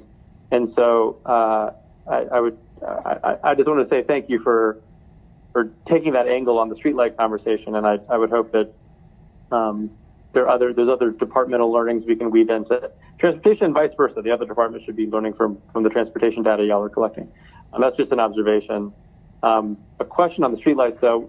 Do we have, or will we have, the technological capability to have real-time knowledge of when a streetlight goes out, or are we still going to be relying into the future on someone calling it in a 301 or to our council offices and saying, hey, there's a streetlight out? So, to make a long answer longer, I've had several presentations talking about that technology that exists to detect the outage in the streetlights. I've still not seen that work to my satisfaction. So I do believe that potential exists, but even this week we were getting multiple calls from multiple districts about, hey, these streetlights are out. And the thing to remember, what can make it confusing, is that roughly speaking, the city has 50,000 streetlights. 40,000 of those are leased from Georgia Power, 10,000 we own. And so if you see a a shiny gold-colored sticker on the pole that's a Georgia Power light. And so we're trying to work through some of those issues. That should these be all city lights? Should these be all Georgia Power lights? But I think your point is well made. At this stage in the game, I'm not satisfied with how the outages are detected. It's generally somebody from the community sending an email saying, these have been out, when are you going to come fix them? And we'd certainly like to be more responsive than that. Okay, great. And then my last question, I did see a bullet on one of the later slides on DeKalb Avenue, which continues to be the bane of thousands. And so wanted to see where that was in the procurement process and what the latest weather permitting scheduling is for work on repaving DeKalb Avenue. So kind of the quick side of DeKalb Avenue, right now it's really connected to Cascade. When we put Cascade out to bid, we got a single bid and ended up having to reject it for various reasons. And so we made some changes to our procurement strategy. And as such, we pulled DeKalb Avenue back to make the same changes. The biggest change was an open public bid to abandon this pre-qualified vendor list, because we were only getting at most two, oftentimes one bid. And so we had to change the documents to reflect that. So this is a full open bid JV requirement, full diversity subcontractor requirement. It is in procurement now. And so we're letting that process run, and we expect to be working on this project, by early summer. Okay, we've heard that for a couple summers, but I trust you this time, Commissioner, because it's in procurement. No, hopefully it'll get awarded soon. And our fear, sir, was that we didn't want to bid it, reject it, and do it again. So we went ahead and pulled it back to make the same changes to the DeKalb that we made to Cascade. We're in kind of a feeling out wave with some of our contractors, and so we're gonna make decisions that we believe reduces city risk and then provides the best product. In some cases, it means pumping the brakes, and I know that frustrates the folks on DeKalb Avenue. I'm fully aware of that we're soon approaching, I think, the time for the birthday cake with the number 6 candle on it. Yeah. Thank you for the update. I appreciate it. And thank you, Mr. Chair. Yes, thank you for your question, Mr. Faroki. Before I go to Ms. Overstreet with her question, Mr. Rowan, if you could, I know your presentation didn't have the names of the speakers listed, so that way individuals in the community and the committee that I'm getting emails from and text messages from right now would know who were those speakers again, what were their names and emails and stuff like that, so they could do follow-up.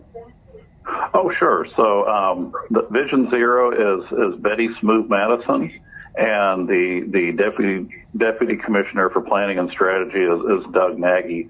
What they can do is either send an email to the general DOT box or send it to me, and I'll get them connected. Okay. All right. Good deal. I just wanted to have that out there. Ms. Overstreet. Wonderful. Thanks, Chair.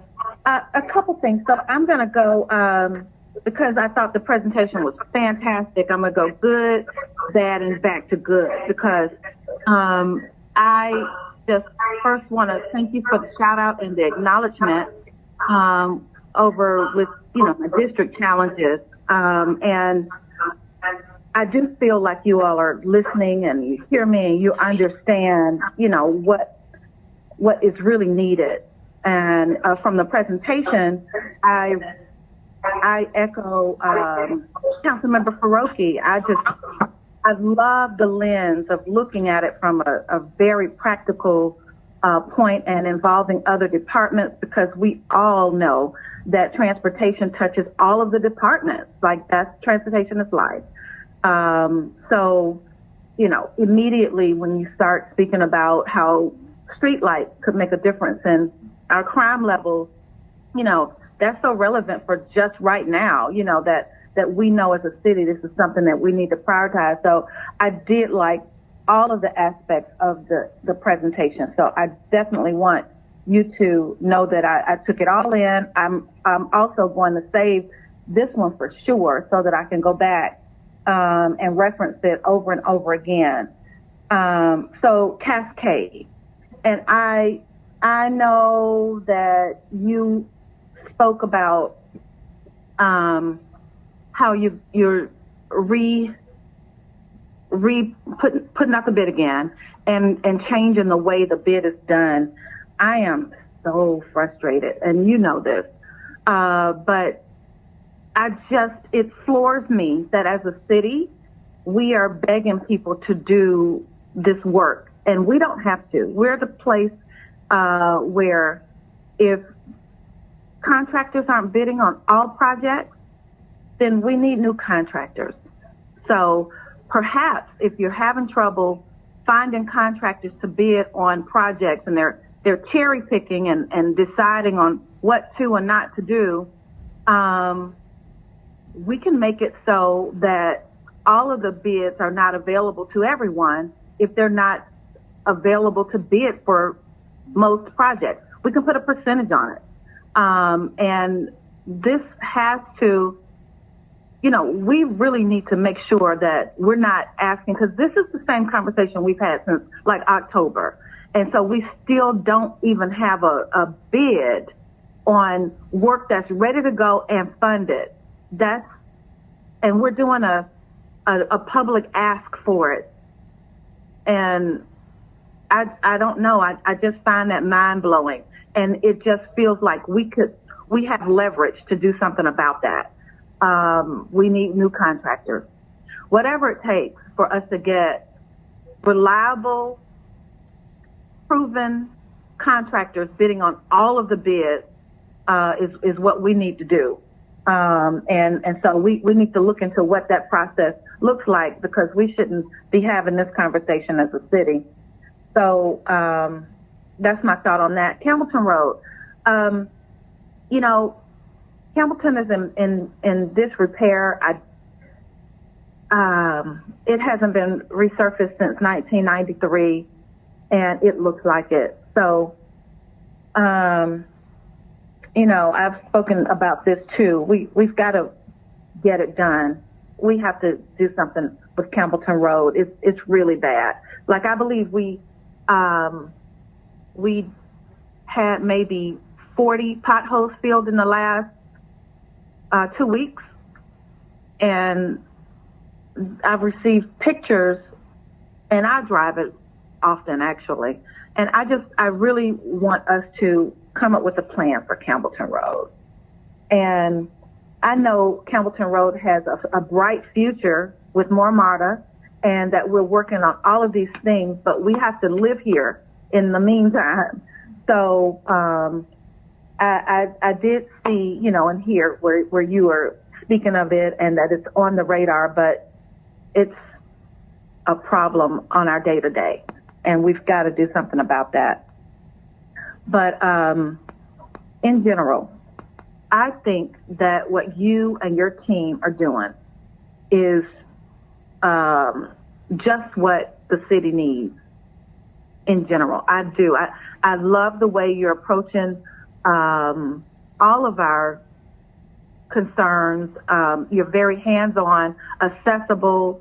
Everyone totally feels heard, and your approach to the entire scheme of all that we need done, including the mobility and the safety, it's just impressive. And if we get this right, it will be a monumental step. So I want us to implement everything that we're speaking of. And because I do know that, our T-SPLOST conversation is coming back up, and I want to be able to hold my head up high and support it and dig in and really help get the word out and educate Atlanta about it. But if these projects that have been on the books since 2015 and now we're in 2021 are stalled with no bid for it in 2021 and not moving forward, that's a hard sell.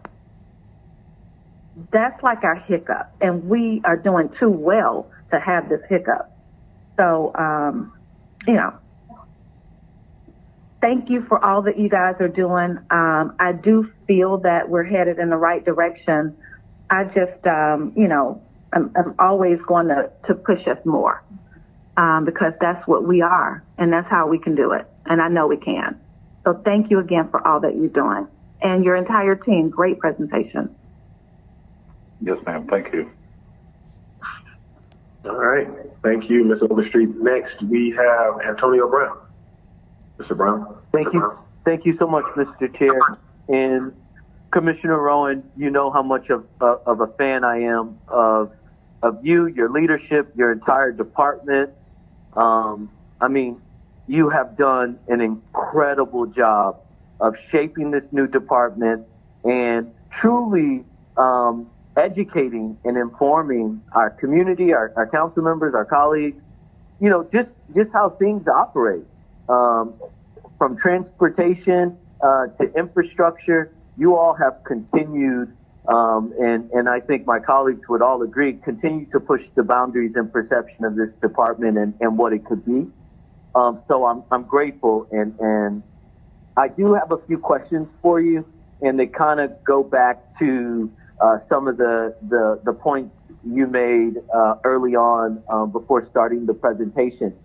I wanted to find out, I think back now to the Beltline capital raise that they recently have been going through, which is an ongoing process for them, coming through the communities. But they've been able to rally so much support and have been able to raise a ton of money through, innovative ways to help sustain the Beltline Trail. I wanted to know, does the Department of Transportation have the ability to do something similar to what the Beltline has done in with the capital raise project?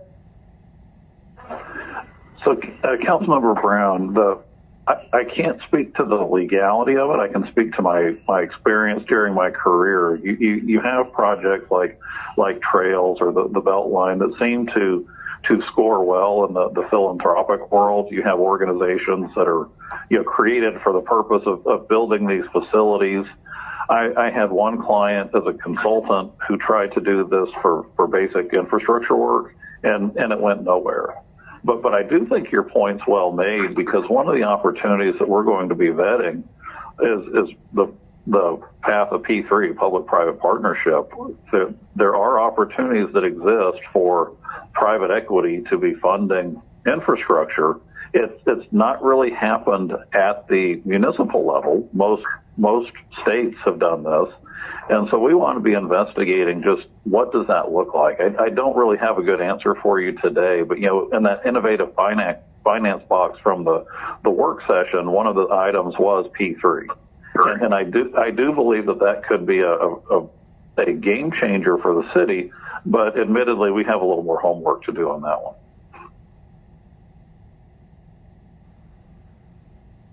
No, I think that's extremely helpful, and I think that this is a way for us, because again, I've been speaking to this in a number of different ways that I think is important, right? Because we can't continue to rely on the city's tax base to sustain the long-term infrastructural issues within the city of Atlanta. It's just not enough money to be able to do that. And even when you look at the sidewalk repairs and our street repairs, I mean, you've done an analysis, and the necessary funding, I mean, it's a lot of money, and I think we have to be creative, and we have to come up with innovative financing tools that we could utilize, or vehicles that we could utilize to get this work done. So thank you for that. Something else I think I would love for you to talk more about to our colleagues that you and I have had conversations about, and that is the technological advancements that can potentially be implemented within our safety infrastructure. And I know we talked about how do we detect accidents, right? How do we build an infrastructure under our roads where we can run a pilot and build infrastructure under our roads that could detect accidents, that could slow down vehicles if they're coming too close to the other vehicles. And I know that you mentioned that this is already, there's already a working group led by the state on the CV2X, which is connected vehicles connected to everything.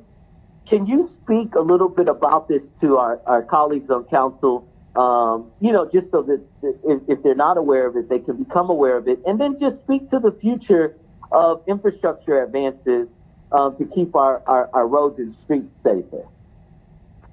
Sure. You may have to set a timer on me because I get excited about this topic, and we'll talk. So I'll try to contain myself. But in my 25-year career, I've never been excited about a single thing, or as excited about a single item as I am right now about the technology, specifically the connected vehicle technology that's in front of us. And so Atlanta was actually a trendsetter. And this was before my time, but my predecessor deserves a lot of credit for the work that was done on the North Avenue Smart Corridor. And if for anyone on council, if you haven't done the signal preemption demo, it's well worth it. We can arrange a demo where you can watch a model. We basically have a Ford Explorer that functions like a fire truck, and will preempt all the signals going down Juniper North and then Boulevard. And we really want to find a way to take that citywide. We, roughly speaking, have about 1,000 signals in the city. We're installing the same technology on Campbellton. And as part of some of the fire code issues is not to dredge up the past that we had to address on the MLK corridor, we're also working to install the same technology there. From a financial perspective, it's essentially pennies on the dollar related to infrastructure improvements. So big safety opportunities there. I had the opportunity, council member, probably a couple months back to ride in an autonomous vehicle with the latest software update. And literally the car would not run a stop sign, and it was detecting pedestrians so that they would not be run over. And Audi USA has made a commitment to come to Atlanta and work with a group of traffic nerds who are in the region. And what we've told people is I was a speaker at the 5G Automotive Association conference several months back. It's a global group of technology folks as well as the automobile manufacturers, and basically issued a challenge to them that a couple things are really front and center in my mind. The first one is not just crash detection, but near miss data collection. What are we not capturing because the event didn't result in a crash? I think the near miss could be a real indicator for the actual risk within the road. Another area that was really my eyes were open late in the year was senior mobility. I was thinking of my mother. If she were in Atlanta, she wouldn't ride a scooter, she wouldn't ride a bike, she doesn't want to drive, and she probably wouldn't be quick to hop on the bus. So how do we maintain that mobility freedom for seniors? And there may be a role in here for our connected future. And so what we're looking at now, council member, is can we, over time, each year, increase the number of signals that we have equipped with the technology to at least reap the benefits of the low-hanging fruit, which I believe is the signal preemption. The preemption for fire, EMS, and police. It's essentially a module that goes on the signal, and it's a module that goes in the car. And so I think this goes back to that overlap that Councilmember Farokhi talked about, or that connection that he talked about, that we have the ability to help our other departments improve their service. I was in a presentation with Chief Slaughter about a year ago, and he was talking about the increase in their transit time. And then I was stuck in traffic on North Avenue, as was a fire truck trying to get through, and the only thing that enabled it to move was the light turning green. And so preemption's a really big deal, and it's not difficult to achieve. So then when you look at a future of everything connected to everything, the cars are potentially talking to each other. The cars are talking to our signals. Our signals can be predicting collision. There's the ability to have the cars detecting pedestrians and cyclists. And I don't think this is a one-size-fits-all solution, but it certainly needs to be a tool in the toolbox. So as we talk about the policy changes and the engineering changes and the enforcement changes, there's probably a fourth leg to the stool, which is technology, because it's moving very quickly. And I'm excited about the opportunities it presents for the city. And maybe that's going to be my personal goal, is to take everybody on Transportation Committee on the preemption demo. It's an eye opener. We actually had the opportunity to work with a team from CNN to show them what we were planning and what we were working on. And the CNN reporter told us that this was one of the most exciting things he had seen in a while. And so it was nice to get that feedback, because again, it's pennies on the dollar for the technology. And I'll sum it up, Councilmember, by saying the most interesting thing, one of the greatest things that the city can do to be supporting connected vehicles and ultimately autonomous vehicles, believe it or not, is actually making sure the roads are striped, that the striping is visible and in good condition. So I think the industry may take care of a lot of the technology, which then puts us back in a position of doing the basics right: state of good repair in the roads, safe sidewalks, good striping, and really designing roads that don't facilitate high speeds, which, kind of takes us back to that overall speed reduction. But again, I've not been excited about anything like I'm excited now about what technology brings, and specifically the connected vehicles. I'm not all squirrely about autonomous vehicles yet, but the connected vehicle is going to be a game changer for us, and it's here. So within the next 3 to 5 years, we're going to see significant changes. No, that's amazing, Commissioner. So I appreciate that, and I'm a big fan of the fact that we need to be looking towards the future and how we address transportation and infrastructure needs, whether that's from the aspect of senior citizens, convenience. I think it's important. So I wanted to ask you just a few more questions. How realistic is it to build a pilot for sidewalks that are moving walkways that focus on connectivity for seniors and the disabled to essential locations like, grocery stores, hospitals, recreation centers, and parks? How realistic is that? Is it for us to be able to do something of that magnitude?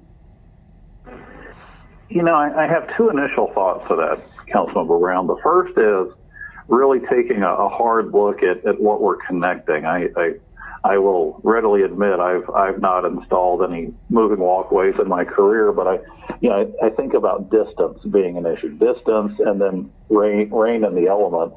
But the next stop might just be to the airport to go talk about the moving sidewalks that they have and how they're functioning, and then what it takes to keep those up and running. So I don't think it would be too difficult to do some preliminary homework and then kind of decide what a pilot would look like. Okay, I'm excited to hear you say that. That's amazing. I would love for us to do that. And Chairman Dickens, maybe that's something we can coordinate with this committee on doing, going out to the airport with Commissioner Rowan, looking at the possibilities that could exist. Because, one of the things that I think we've been struggling with in a lot of our communities is seniors' access to these critical, locations, these essential locations. I mean, they need to be able to safely get to grocery stores, and they need a pathway, and even not just seniors, but the disabled in this city. Like, we went on that tour where we rode in wheelchairs around Buckhead, and it was a disaster. Those sidewalks, the infrastructure, I mean, it was terrible. I mean, if I was disabled in a wheelchair, I would probably fall over somewhere trying to get from one point to the next. So I think that this is a really good thing. And Chairman Dickens, I just have one more question, but if you can speak to that after I finish, that would be amazing. Mr. Rowan, my last question is, how do we work with the Department of Transportation to establish a citywide shuttle service for senior citizens and the disabled from front door pickup on a set schedule throughout the city? That, you know, again, creating that aspect of either walkability or just mobility, period, for our seniors and our disabled to be able to get to and from locations immediately without, because I know MARTA does something similar, but, you know, I'm not really sure the degree of it in totality. But I think that to have the city focused on this type of mobility is going to be extremely important. And it's also something that could be done in the near future, as opposed to looking at the pilot of a moving walkway to be installed and things of that nature. Yeah, Councilmember, I think a good first step would be to talk to our transportation partners in the region, because I do agree that the senior mobility is a really tricky one. It's a complex issue, and I know that ARC has a group that is focused on aging in the region. You know, I know that MARTA has regular conversations about, you know, the supporting the seniors within their footprint, and there's probably a place in there to be talking with the private sector, some of the micro transit providers, maybe our rideshare folks, and much like we've done with the technology companies, just bring everybody together. And what we've done, council members, we basically said, we don't have any solutions, but we're going to cry for a minute. I'm going to cry on your shoulder, and I'm going to tell you all my problems, and then I want you to come back with ideas.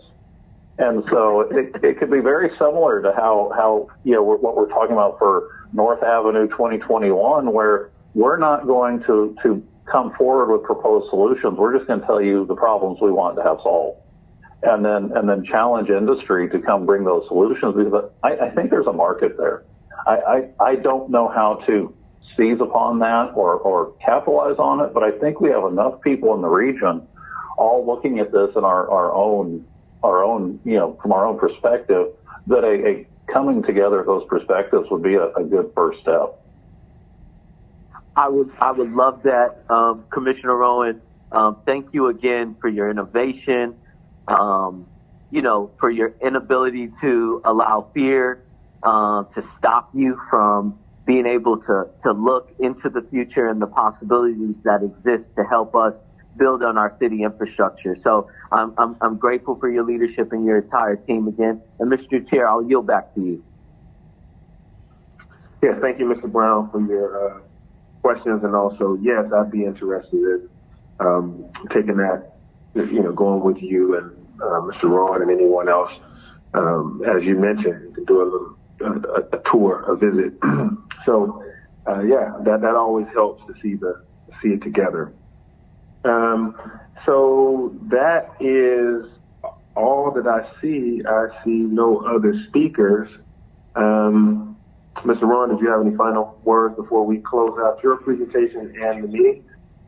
If I may, I'd like to just add on to one of Councilmember Overstreet's comments, because I do share her concern about contractor availability, and I want us to really embrace sort of the long view that Atlanta does represent a great opportunity. I think we need to be focusing on more smaller projects so that we can provide business opportunities for contractors to be born as we go forward. We've been in a strange situation in this industry for 20 years. There are some excellent big contractors. There are some very good small subs. The middle has been empty for quite some time. So it's how do we build some of these mid-sized regional contractors? And I think city projects would be an excellent place to start. And so I just appreciate her comments there, because it kind of hit a topic that's been front of mind for me, which is, you know, where are the new contractors ramping up? Because there's a lot of work going on right now. You're right. You're right. And one thing I don't want to go underscored or, you know, not highlighted enough was something that Nagy and Rowan mentioned, which was doing smaller projects but doing them well and fast. So council members and to the public, in 2021, yes, we have complete streets that we have to do. Yes, we have some pretty major projects that have already been on the books. But where we see the opportunity to do a $400,000 sidewalk improvement or a small project that provides what the community has been begging for or in need of, we could do, 10 of those projects and still not be complete with one of these, mega project that goes across 4 districts, which was necessary to do those long roads and things of that nature. But I think the Georgia DOT, the FTA, and anybody else that's watching us likes to see us start a project, get the design work done, get the right-of-way purchased or under control if necessary, procure, do a good job of procurement, one-time procurement with several bidders that are fair, and we get a good price, and then we start work 2 months after and finish work 2 months after that or 3 months after that. That's doable, and that's something that we must do more of. So I'm really glad that you highlighted that and brought that up, and that council members will see the results of that and the community as well. So with that, I'll close out this meeting. If there are no other comments or questions, then we can stand adjourned. Thank you all.